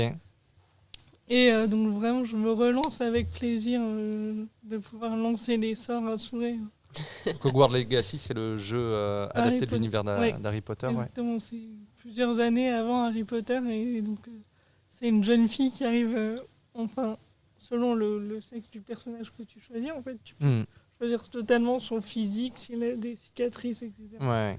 Tu peux même choisir ta maison dans Poudlard, etc. Et du coup, tu Et, as choisi quelle maison? Gryffondor. Quelle originalité. C'est tellement N'importe prévisible. quoi. Je suis j'ai pas joué au jeu, mais je choisirais bien évidemment les serres d'aigle, quoi. Ah, moi, Serpentard. Ah ouais. Oh, mais ça m'étonne pas de toi. Des personnages fourbes. C'est tout à fait moi. Et du coup, c'est donc une personne qui arrive en 5e année à Poudlard. Et en fait, elle a des dons. Il n'y a que elle et quelques autres personnes qui peuvent percevoir la magie ancienne. Ok. Et donc vraiment, elle a un petit truc en plus par rapport aux autres et elle va devoir enquêter pour trouver qu'est-ce qui se passe, augmenter ses pouvoirs en magie ancienne, etc. aussi. Et contrer le grand méchant du jeu qui est... comment ça s'appelle les créatures dans la banque Gringotts, les gobelins. Ah oui, ok. Ah, ok. Oui, donc il y a un autre Et monsieur. le jeu est vraiment bien parce que j'ai l'impression que une semaine après la sortie du jeu, plus personne en parlait en fait. C'est-à-dire que Alors ça, on a parlé pendant des mois Ouais, avant il y a la eu- sortie. Oui, exact. Il y a une grosse critique. Ça a été un là-dessus, ouais. délire. Alors d'un côté, ceux qui disaient mais ça va être le jeu de l'année et tout. D'un autre côté, ceux qui disaient il faut boycotter parce qu'on n'aime plus J.K. Rowling, etc. Ah oui. Et au final, le truc est sorti. Il y a eu des vidéos sur YouTube et tout pendant une semaine et ensuite, j'en ai plus entendu parler quoi. C'est-à-dire que On est trop absorbé dans le jeu pour c'est ça. Ok. critiquer. Et est-ce que du coup, en étant Gryffondor, le directeur de l'école te donne plus de points Non, pour ta non, maison? Les C'est faillots, un- en fait. C'est un Serpentard. Ah, Et Et en voilà, il plus, faut choisir Serpentard. C'est un membre de la famille Black. D'accord. Vraiment, non, et puis, après, selon la maison où tu es, tu as une quête différente justement par rapport à cette histoire. Ils n'ont pas annoncé une série Harry Potter qui devrait. ah, ça suffit, les Si, c'est séries l'année. sur... Il y aura une saison Aïe, aïe, aïe. par année, enfin par livre. Ok. Et je trouve que Ils vont c'est- tout nous essorer, Ouais, ça va ouais. être un Ah oui. délire. et Harry je Potter, trouve ça que commence à faire... Il y a même des bonbons quoi, qui existent pour... Enfin, les bonbons de déjà- Harry Potter ont déjà été écrits. Enfin, je veux dire, Harry Potter, c'est sur tous les plans. Quoi. Ouais, qu'est-ce qui n'est pas Harry Potter? Enfin, qu'est-ce qui C'est- n'ont pas t'as dérivé, de quoi. tout, Enfin, quoi. Parce c'est- que les animaux fantastiques, je pense qu'on est tous d'accord pour dire que c'est nul. Ah Bon alors, Moi, j'aime bien je vais l'acteur, jouer le donc- rôle du gars qui sauve tout. Non, alors, J'ai trouvé ça regardable. Alors, je sais que ça va être la formule. alors- qui le va me premier, coller. mais pas le. Enfin, les. Ah, moi, j'ai vu que le premier, j'ai bien J'ai aimé vu- est-ce que aussi. j'ai Enfin, vu j'ai le bien aimé deuxième comme un J'ai- truc qu'on j'ai- regarde comme j'ai ça. Non, bien mais- aimé, Alors, le les premier, trois. c'est regardable, comme Ouais. tu dis. Le 2, c'est pas bon. Et le 3, c'est poubelle, quoi. Ah, il y en a déjà 3. Bah, j'ai Ah dû bah m'arrêter au deuxième. Alors autant Ouais. pour moi. Moi, j'ai regardé un. Mais après, moi, j'aime bien l'acteur. Donc, Lequel celui qui joue le Ah oui, ok, personnage je vois, principal. oui, j'ai un Voilà. trou noir sur son nom. Donc, j'ai regardé le premier pour ça. Après, bon, j'ai pas regardé la suite Eh parce ben, que... ne regarde pas la suite. parce que ça se terminait bien sur le premier, quoi. Mais voilà. Le 2 et notamment le 3, mais le 3, c'est une catastrophe. Mais vraiment, D'accord. c'est horrible. Ben, en fait, j'ai bien aimé les trois, sauf que je me dis pourquoi enfin, Mais est-ce que tu as bien aimé les films ou juste tu as de la tendresse pour l'univers d'Harry Potter et peu importe ce qu'on te donnera Elle a de la tendresse pour l'univers d'Harry j'ai de Potter. la tendresse. Je n'aime pas tout. Elle lui pardonne beaucoup de choses. Parce que c'est comme les gens qui me disent ah mais si le livre L'enfant maudit là c'est très bien tu vois non tu aimes bien l'univers d'Harry Potter mais le film C'est la n'est pièce pas bon. de théâtre L'enfant maudit. Ouais. Oui, Je c'est ça. l'ai- je l'ai lu en 3 heures, ce livre-là. Mais je me suis dit à la fin, mais en fait non, Quel est l'intérêt déjà ça me casse toute la fin du set. Ouais. C'est pas possible. Il retourne dans des trucs pour... non. C'est ça, même d'un point de vue livre, Harry Potter, enfin, je veux dire, ça existe. T'as une pièce de théâtre, enfin, en livre qui existe dessus. Enfin, j'ai l'impression que n'importe quel support, n'importe quel truc sur lequel tu peux poser Harry Potter et Ouais, et réquisitionner, c'est presque ouais. maintenant, ils cherchent des trucs et ils savent plus où le mettre. Bah quoi. ouais. Et je trouve que ça nous fait ça pour tout c'est-à-dire que là ils ont réussi à me dégoûter de l'univers de Star Wars parce que trop de trucs entre les nouveaux films les spin-offs les séries les machins les trucs je n'en peux plus. Et que À un moment, j'ai lâché en fait. À un Il moment, y a des ouais, trucs qui tout sortent à et fait. j'arrête. Je pense qu'il faut picorer. Quel que soit l'univers, il y a vraiment des choses à garder et des choses à rejeter. Oui non mais bien sûr. Mais je suis d'accord avec votre avis, à savoir que c'est de l'essorage. Enfin, on a un concept qui vend, qui fait des sous et on en tire tout ce qu'on peut. Mais je trouve que c'est au point quasi de nous dégoûter. T'en en dégoûter. fait. Enfin, moi, c'est. Un vrai fan, tu peux pas le dégoûter. Non, mais tu vois, Regarde. Star Wars, je me regarde avec plaisir les 4, 5, 6. Quelques autres films. Alors, j'ai pas vu la toute dernière série Ahsoka, Ouais, bah, mais la critique était plutôt bonne. Oui, mais- Moi, je pense que j'ai envie de la regarder. Mais Et la critique était plutôt bonne pour le truc avant, là, le truc un peu en mode enquête. Qu'est-ce qu'il y a eu avant? Mais c'est vrai qu'il y en a tellement que Il y a on aussi perd le eu. fil. hein. En fait, c'est ça qui est fou, c'est que. Comment ça Il y a s'appelle eu Obi-Wan aussi. Oh, c'était nul, mais c'était nul. C'est le dernier truc que j'ai regardé. Ce qui fait que j'ai pas regardé la série sur Boba Fett. J'ai arrêté la série sur l'autre, la Mandalorian. Ah, aussi. Mandalorian. Ah non, t'as lâché Mandalorian. Ben, en fait, j'aimais bien Mandalorian, mais le problème c'est qu'ils sont en train de me dégoûter et j'ai plus envie de regarder des trucs Star Wars, quoi. Alors- J'ai fait une overdose en fait. Dans l'univers Star Wars, Mandalorian est quelque chose que je sauverais quand même. Mais je suis d'accord. C'est juste que j'ai plus Pour, envie. pour bébé Yoda, pour pour le Mandalorian lui-même, qui est un personnage intéressant. Ouais. Après, Mandalorian, moi, ce que je regrette, c'est que le fait qu'ils aient révélé son visage. Il aurait pas dû enlever son casque, je suis d'accord. Je trouve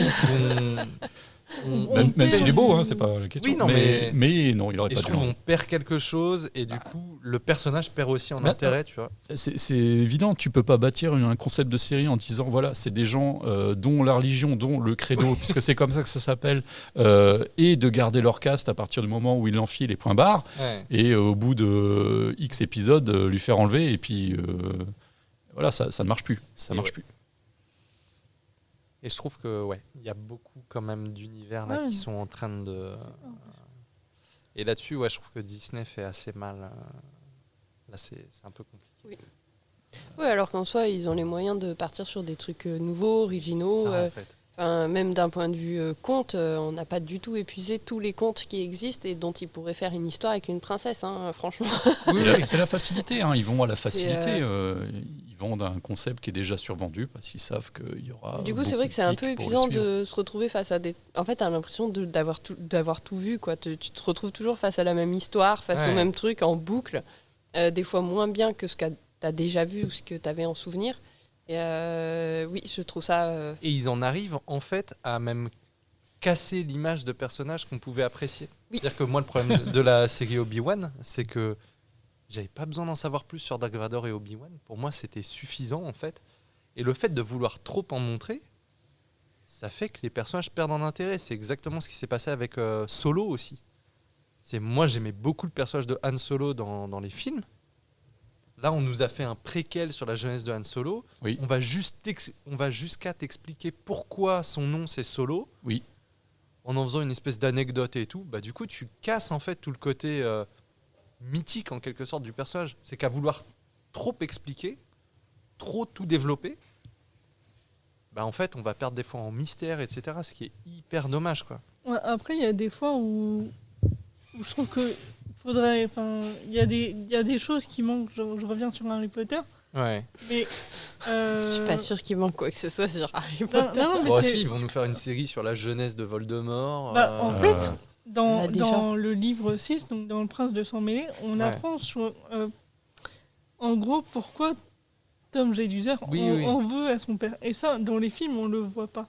Ouais. On n'a pas ce côté-là. Et tu dis, mais en fait, c'est dommage parce que tu dis, le mec, il a tué sa famille.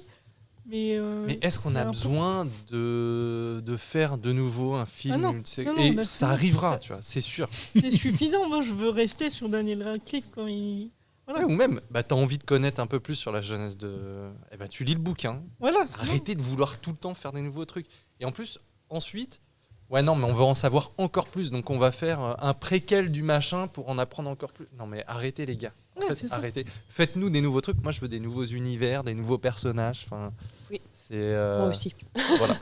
Envie de te replonger dans des autres univers qui vont encore en plus...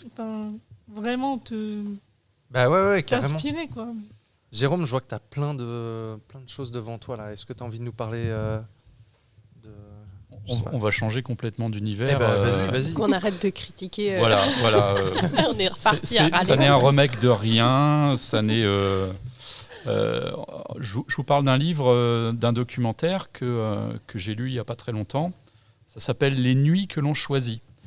Sous-titre Chronique judiciaire en France. L'auteur, c'est Élise Costa. C'est un livre que j'ai vraiment apprécié. Alors, je vous dis ça en parlant d'un documentaire. Ça se lit presque comme un roman.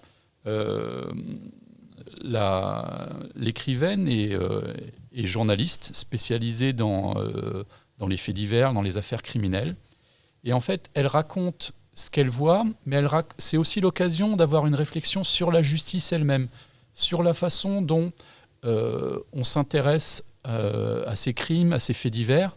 Il faut reconnaître que c'est quelque chose qui attire énormément de gens. Pourquoi ? Parce qu'il y a un côté c'est arrivé près de chez vous, on n'a pas envie que ça nous arrive à nous, mais voilà, c'est dans le journal, c'est à la télé, donc ça existe. Et elle prend cette matière-là et en fait, elle raconte ce qu'elle voit dans les procès. Alors, c'est au-delà du sensationnalisme, on est vraiment dans Dans le récit de l'institution judiciaire, on est à comprendre comment se passent les procès, comment sont les victimes, comment sont les accusés aussi, qu'est-ce qu'ils ressentent. Et elle a une réflexion que je trouve vraiment très intéressante sur son métier à elle et sur la façon dont ce qu'elle fait peut, d'une certaine manière, influencer la justice, parce que ce qu'elle retranscrit et le regard qu'on a, nous, sur un procès. Et j'ai trouvé ça vraiment intéressant. C'est quelqu'un qui a beaucoup de talent, qui est impliqué, puisqu'elle a elle-même essayé de mener des enquêtes et essayer de comprendre ce qui se passe derrière les récits qu'on entend.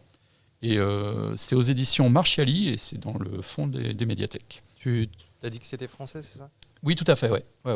Trop bien. Est-ce que quelqu'un a envie de rebondir là-dessus ou...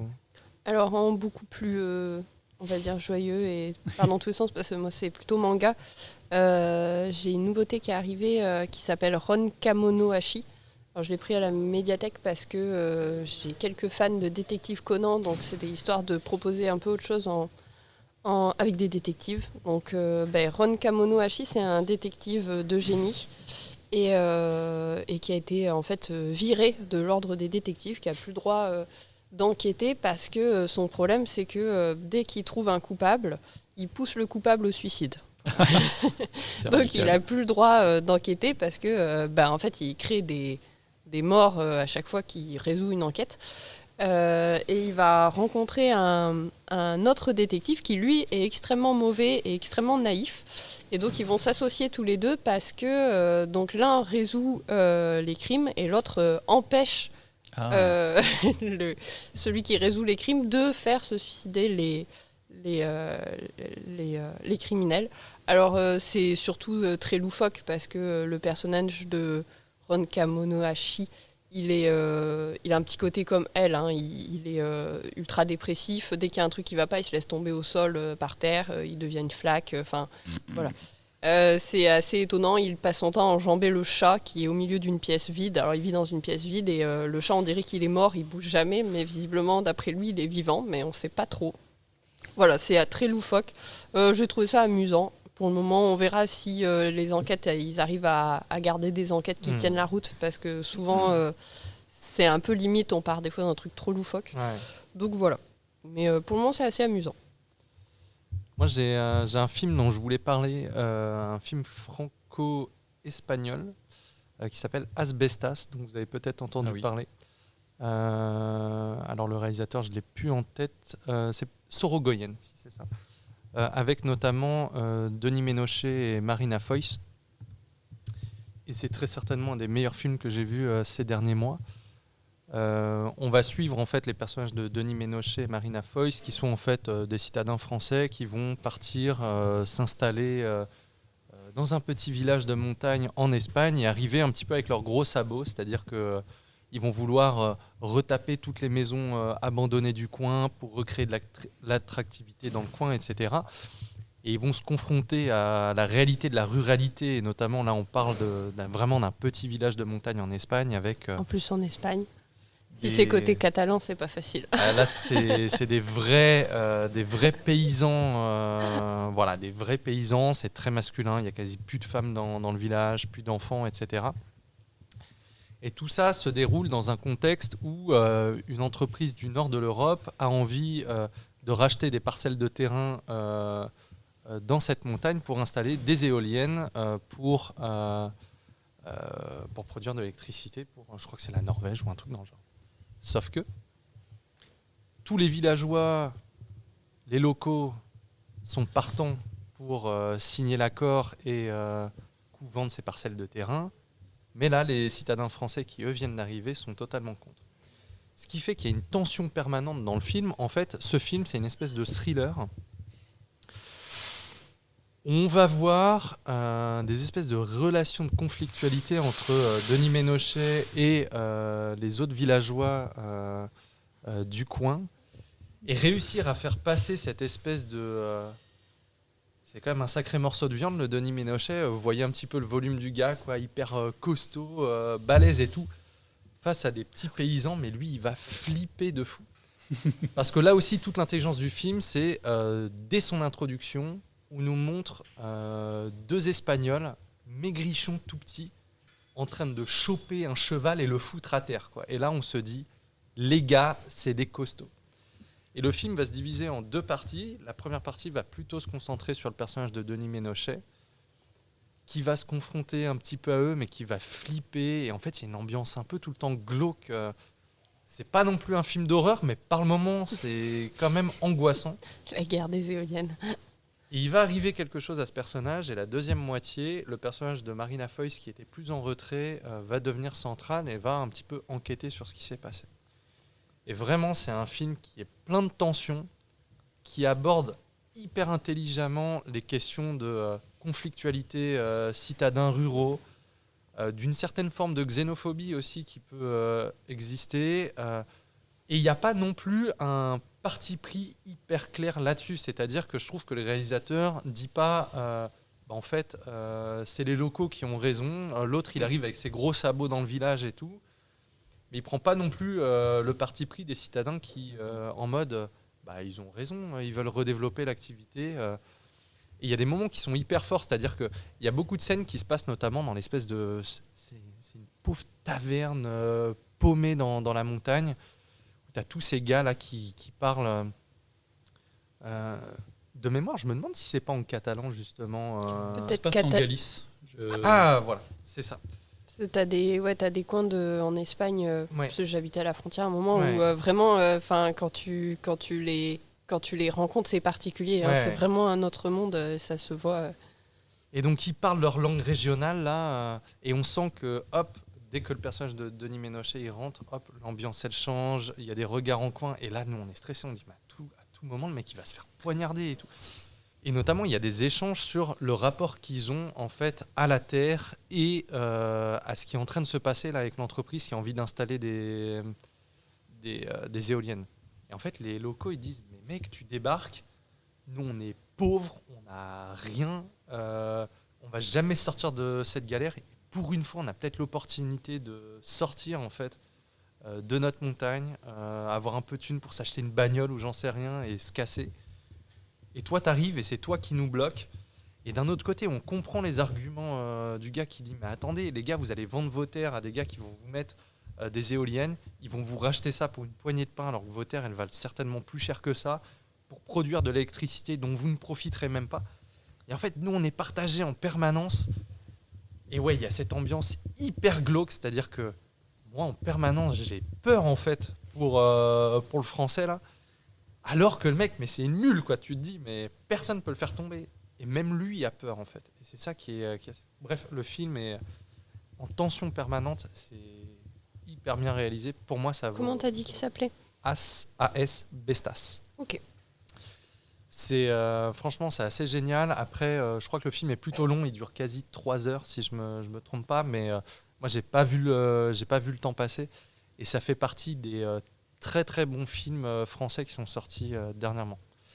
J'en profite, il y en a un deuxième excellent qui est sorti aussi il n'y a pas très longtemps qui s'appelle Pacifiction, qui selon moi est le meilleur film de Magimel. J'ai oublié son prénom. Benoît Magimel ? Benoît Magimel, exactement. Qui va jouer une espèce de politicien, je ne sais plus où ça se passe, je crois que c'est en Guyane, ou, bref, c'est dans un dom-tom. Et le mec, tu sens que c'est un petit peu le Manitou sur place.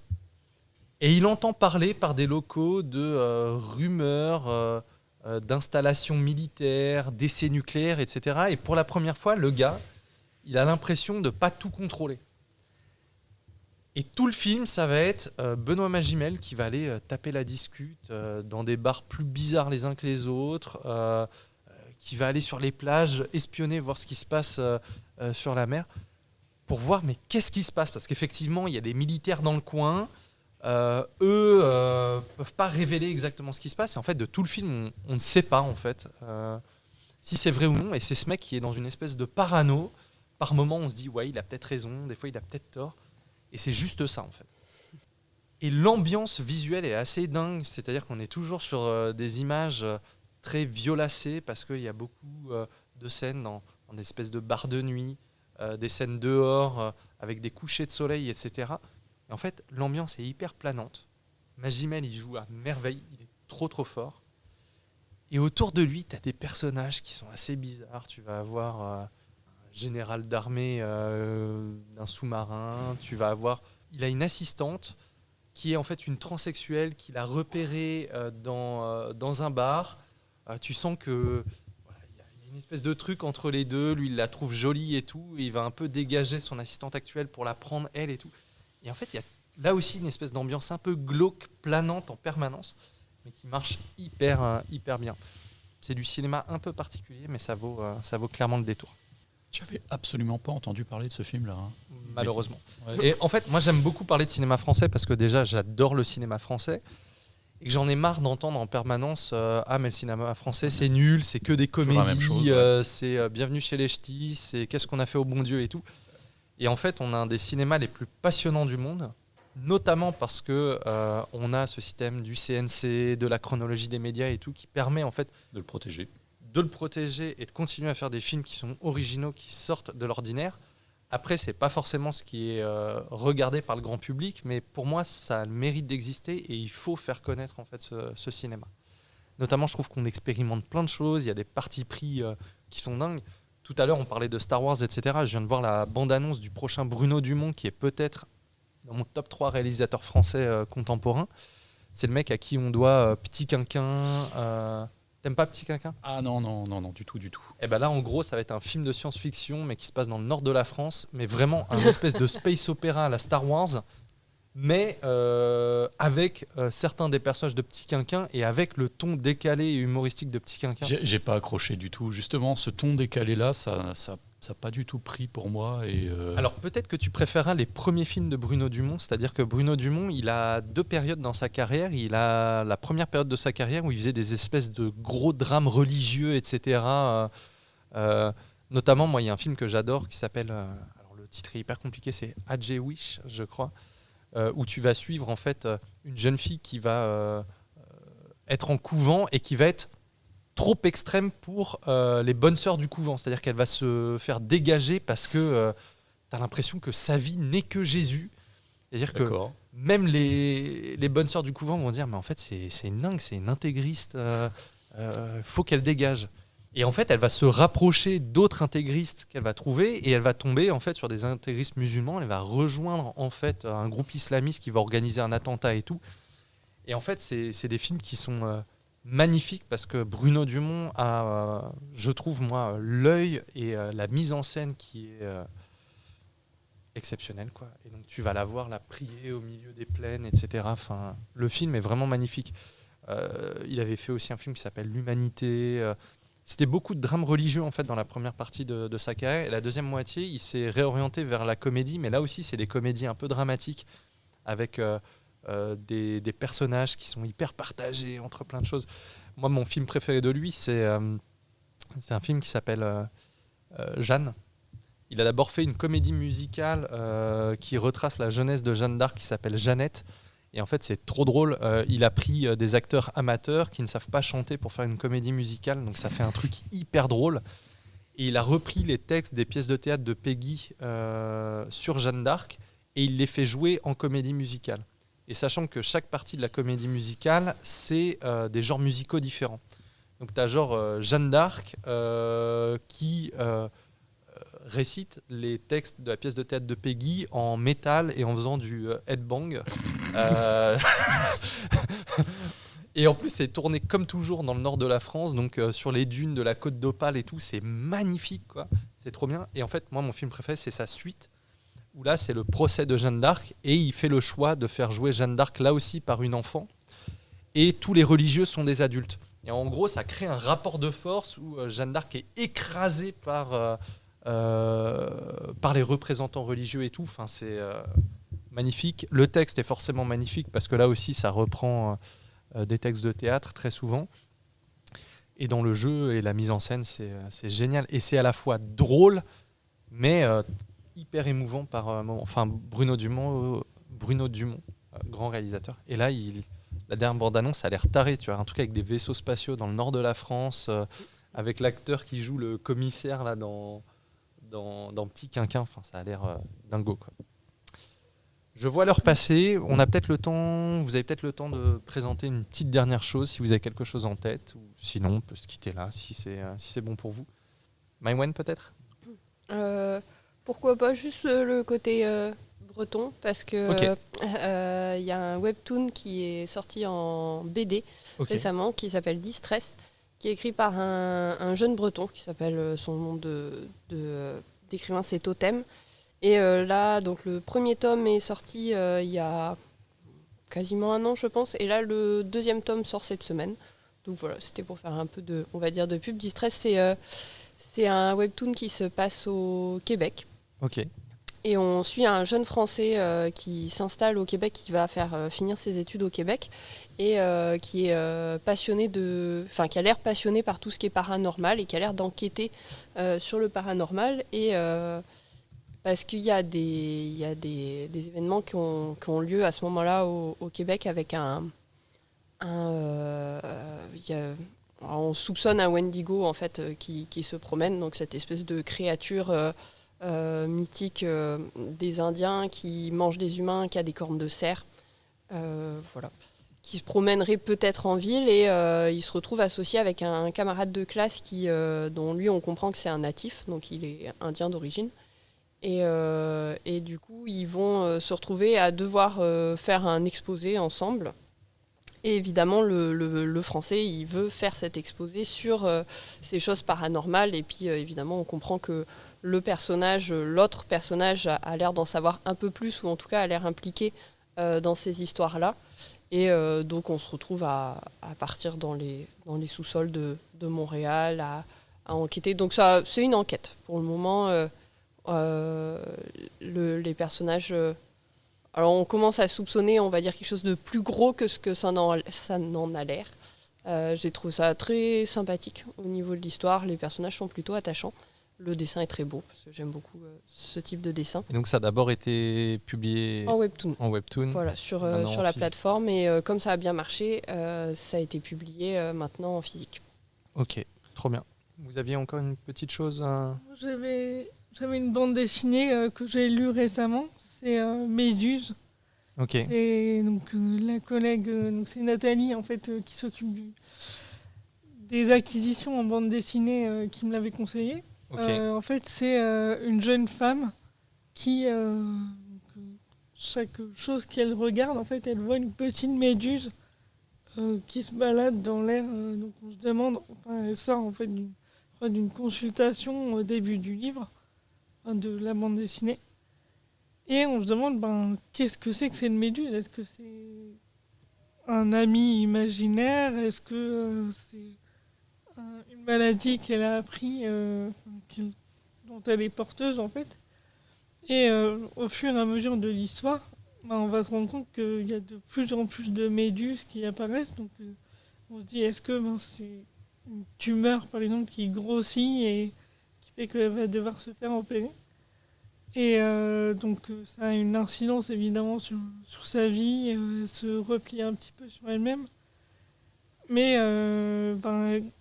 elle sort quand même, elle rencontre une autre jeune femme dont elle va tomber amoureuse. Et cette jeune femme, elles vont finir par habiter ensemble en fait. Et ouais, c'est vraiment... je m'attendais pas à cette histoire-là, je pensais que c'est... Sur la page de couverture, on pense vraiment à autre chose en fait. Et finalement, on est complètement. Et du coup, ça c'est un one shot. Il y a qu'un Oui, seul tome. oui, Ok. c'est un one shot. Trop bien. C'est Et- plutôt en couleur, du coup Hein? C'est en couleur comme BD? Ou c'est noir et blanc? C'est noir et blanc, je crois. Parce que je vois pas du tout, j'essaye de me souvenir si je l'ai vu passer ou pas. Méduse, t'as dit? Peut-être que je regarderai Méduse. le titre. Oui. Et en fait, c'est... Ça ressemble à ça. Ah oui, d'accord, je l'ai même pas vu Et en fait, passer. ça se passe à Montréal ou au Ah bah Québec, en tout cas, parce que on se rend compte dans la façon de parler que non, c'est vraiment le franc-parler des Canadiens avec leurs phrases. Tu es obligé de relire 2-3 fois parfois pour comprendre, pour être sûr que tu t'as bien lu ce que t'as lu. Ça me fait ça des fois avec les films québécois, c'est-à-dire que des fois l'accent est tellement fort et les expressions, c'est que je suis obligé de mettre les sous-titres pour tout capter. Jérôme, tu avais une dernière petite chose peut-être ? Une dernière recommandation, ce serait une revue qui s'appelle Glaze. Ok. C'est une revue qui est absolument magnifique. Elle est semestrielle. Alors c'est ce qu'on appelle un MOOC. Alors c'est à mi-chemin entre une revue et un livre. Parce que chaque exemplaire coûte 20 €, donc c'est vrai que c'est pas donné. Donc on l'a dans le fond de la bibliothèque, heureusement. Et c'est une revue à laquelle je me suis intéressé moi pour l'ornithologie, mais en fait elle parle pas seulement d'ornithologie, elle parle de nature en Bretagne. Vous allez avoir des récits de gens qui vont aller observer la nature, observer les animaux. C'est vraiment magnifique, c'est servi par une iconographie qui est vraiment superbe. Vous avez des reportages, vous avez un petit peu de poésie, mais pas trop. Vous avez vraiment, c'est une revue qui est très très belle à feuilleter ou à lire en entier. Moi, je la lis en entier et vraiment un grand plaisir à la lire. Trop bien. Moi, j'ai un dernier petit truc. On n'a pas parlé musique et je sais que des fois, j'aime bien recommander soit des artistes, soit des albums. Et là, j'aimerais parler rapidement d'une artiste que j'adore actuellement qui s'appelle Asinine, A-S-I-N-I-N-E. C'est une artiste française issue plutôt de la scène rap, même si je trouve que sa musique est un peu à la croisée des genres, mais clairement, on est quand même plutôt sur des prods, etc., qui sont rap, électro, etc. Et surtout, moi je trouve ces textes absolument magnifiques. Il y a un travail sur la voix aussi qui est assez dingue. Et c'est un petit peu de la musique d'écorché vif en quelque sorte. C'est souvent hyper sombre. J'avais isolé un moment dans une de ces musiques qui pour moi résume assez bien l'artiste dans un refrain d'une de ses musiques qui s'appelle Ballade, qui est une de mes préférées. Elle dit « J'écris que des bails qui rendent malade et j'en fais des chansons. Je sais pas pourquoi, à la fin ça fait les plus jolies balades. Répand du sel sur mes balafres et demain c'est mon cafard qui paiera la pension. » Et c'est un petit peu ça, en gros... Elle parle de ce qui lui file le cafard et de toutes ses plaies, et c'est ça aujourd'hui qui l'a fait vivre, et je trouve ça assez génial. Et vraiment, je trouve qu'il y a un talent dans l'écriture. En fait, on se prend des images dans la tronche. Et des fois, quand j'écoute, ça me met mal.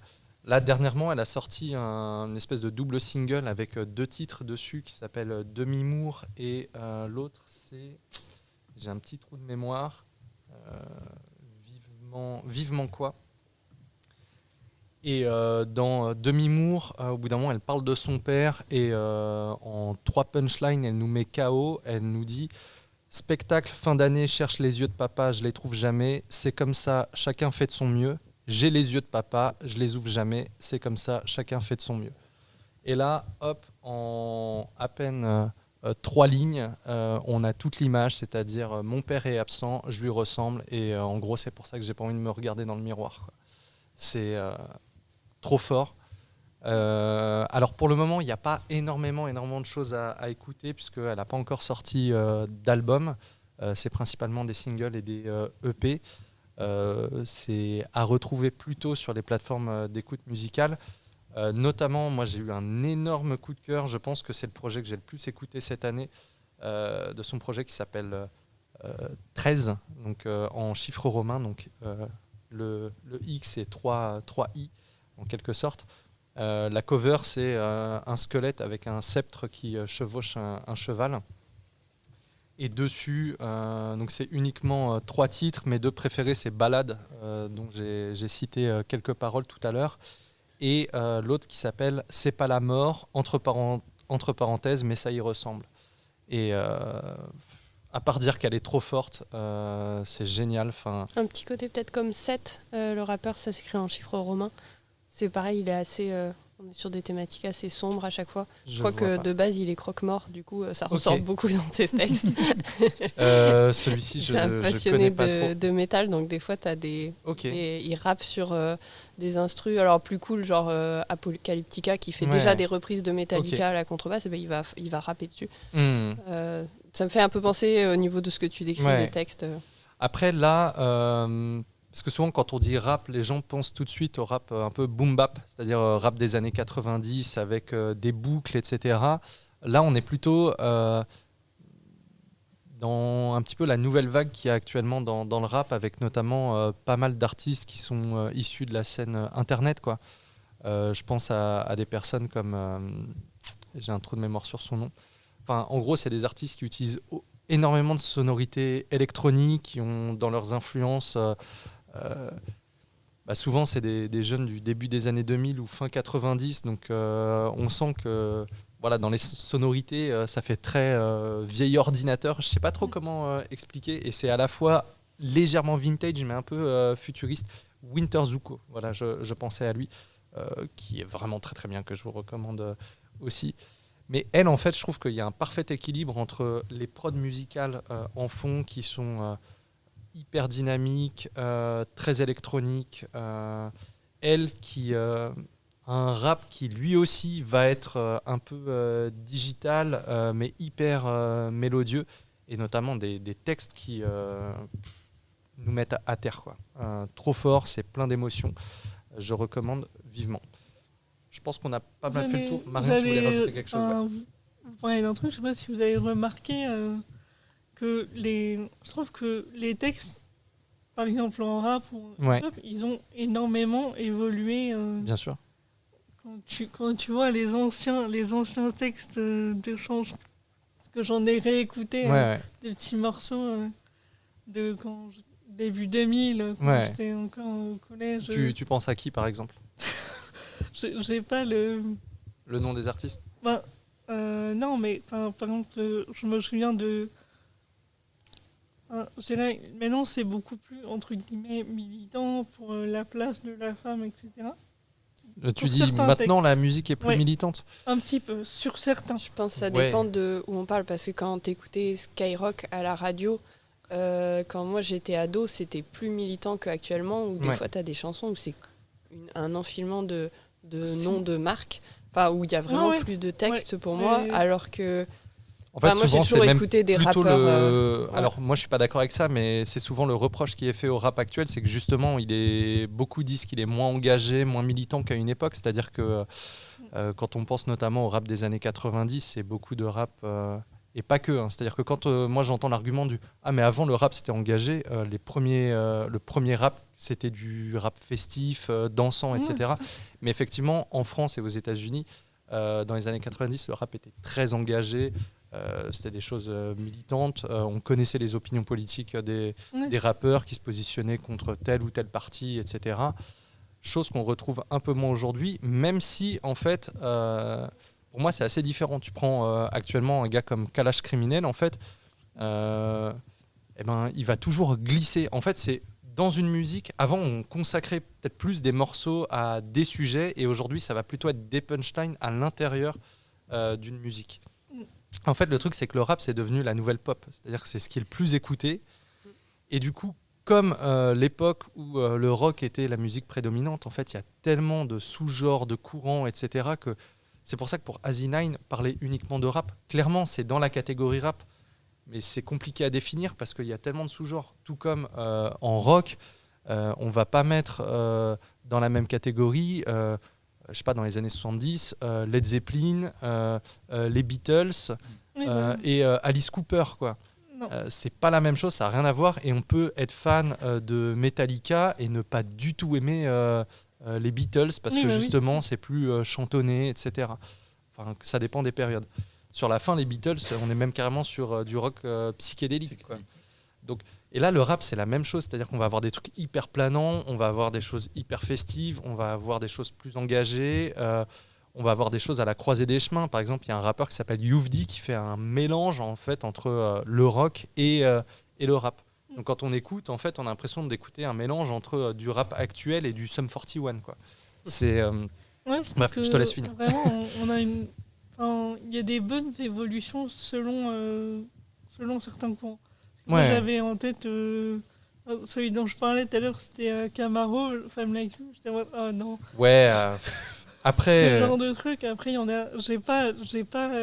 après Camaro, c'est même presque plus R&B, je dirais. Ouais, c'est ça. Ouais, pour Ouais. moi, je le mettais pas dans le rap. Enfin, pour moi, Non. enfin, et Non, tu non, vois, mais, je l'associais pas au rap. Je dirais pas rap forcément, mais certaines chansons que moi j'ai entendues quand j'étais Ouais. début d'adolescence, tu te dis certaines. Enfin, c'est encore. Par contre, il y a encore beaucoup où c'est sur la représentation du corps. Ouais. Après, en fait, ça dépend. Est-ce que quand tu étais jeune, tu écoutais la radio et maintenant, en fait, tu choisis ta musique et tu l'écoutes pas la radio? Parce que moi, Exactement. j'écoute la radio dans ma voiture. Et pour moi, le rap, enfin, j'ai souvenir de quand j'écoutais dans le bus, donc on entendait Soprano. Et à l'époque, Soprano, il avait des textes réellement engagés. Oui. Et maintenant, à la radio, ce qui passe des chansons de lui, c'est des chansons pour te motiver à faire du sport à la salle. Et enfin, franchement, pour moi, en tout cas, à la radio, on a perdu vraiment le côté militant, il a totalement disparu. En fait, Ouais. le truc, c'est qu'il y a des artistes qui ont énormément évolué, et notamment des artistes comme Soprano, Maître Gims, etc., qui à la base sont des rappeurs pur jus en quelque sorte. Aujourd'hui, si Font on de la parle de pop. Maître Gims, pour moi, c'est de la pop. C'est même plus tellement du rap. C'est-à-dire que Non. ce qu'il fait, c'est de la chanson, en fait. Ouais, c'est ça. Et Il a d'ailleurs, fait, son dernier truc, c'est quasi, il chante quasi comme un gars d'opéra ou j'en sais Oui, rien. mais elle a fait une très très belle reprise de comment ça s'appelle? Elle Bella s'appelle Ciao. Belle. Non, pas Bella Non. Ciao. Non, parce que ça là, bon. Moi, ça me parle pas du tout. Non, non, Belle. Comment pour Bella Non. du tout. J'ai- non, mais j'ai celle-là non, qui c'est la revient en tête. chanson mince. Pour la. C'était, il me semble, une comédie musicale avec la. Ah oui, ok, je vois. Je vais pas y arriver. Le truc avec Garou et tout. Non, on parle pas de la Ah même oui. chose. Si, c'est Si. ça. Et elle C'est, est très très bien chantée. Hein, il Ouais. la chante très bien. Il a une Oui, voix sur, magnifique. Et Notre-Dame de pour Paris, moi, ouais. Maître Voilà, Gims, c'est plus Notre-Dame du de rap. Paris. Et du coup, moi, Non, j'aimais c'est la bien la chanson. période où il faisait du rap, un peu moins la deuxième moitié de la section d'assaut, mais aujourd'hui, ça me parle plus du tout.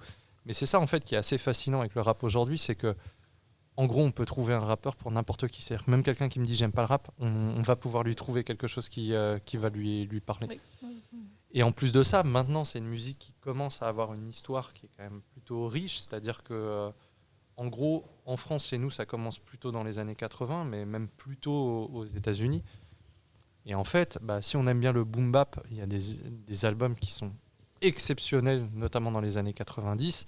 Et il y en a même des plus récents. C'est-à-dire qu'il y a un peu des héritiers en fait, de cette époque-là. Aujourd'hui, il y a des Alpha One, des Nekfeu, etc., qui sont clairement des héritiers de ce rap années 80, années 90.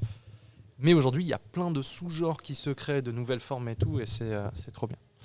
Pour ceux qui voudraient écouter du rap un peu plus vintage, réécoutez les premiers albums de Booba ou l'album de Ouais, Lunatic. classique. C'est exceptionnel. C'est exceptionnel, ça n'a pas vieilli.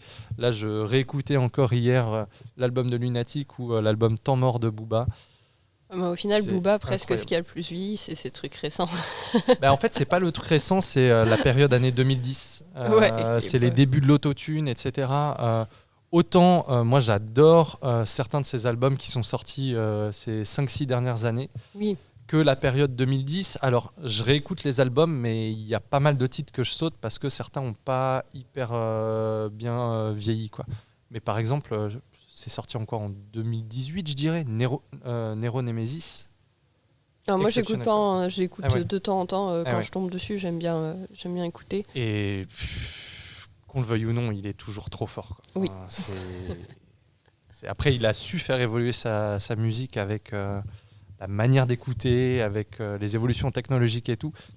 Mais dans le style qu'il fait aujourd'hui, il est toujours trop fort, quoi. Enfin, Oui, et puis ça reste vraiment un monument du rap français. Enfin, tu peux pas parler du rap français sans aborder oui, c'est-à-dire que Booba parce que il est premier dans les ventes, il a fait énormément Ouais. évoluer, son rap a énormément évolué, enfin, c'est fou parce que moi je l'entendais petite à la radio ouais. et on l'entend toujours à la radio. Enfin, c'est impressionnant quoi. Il est toujours là. Oui, il a toujours su épouser les évolutions. Enfin, pour moi, c'est le plus grand rappeur français de l'histoire, quoi. Parce qu'en plus, en termes de carrière, quoi, c'est-à-dire qu'il y a d'autres grands rappeurs dans l'histoire, Rof par exemple, mais Rof, il y a une période où Ouais, c'est plus j'accroche trop pas du ça, et maintenant, compliqué, quoi. Mm. Et en termes de carrière, pour moi, il y a lui, il y a peut-être Rimka aussi qui a su traverser les époques. Il y en a quelques-uns, mais Booba. Moi, je trop reste fort. sur ce qui est de côté, quoi. J'ai bien aimé tout ce qui est Kerry James et, enfin, tu vois, Ouais. les plus plus daté. Kerry James a sorti la suite de son film Banlieusard, Ah, la Banlieusard 2. Super. Banlieusard 2, nul à chier. Ah merde. On va finir comme ça, Je pense qu'on sur quelque chose qu'on critique. Le premier Bon, était ensuite. correct, mais là c'est nul à chier. Allez, Bah, je pense qu'on peut finir Dommage. là-dessus. Très bien. En tout cas, ça a été top d'échanger avec vous. J'espère que le numéro vous a plu. On a tenu pas mal de temps, hein, 1h45 à peu près, donc c'est un bel épisode. Et on vous dit à bientôt pour un nouvel épisode du club. Salut! à Salut. bientôt. À bientôt.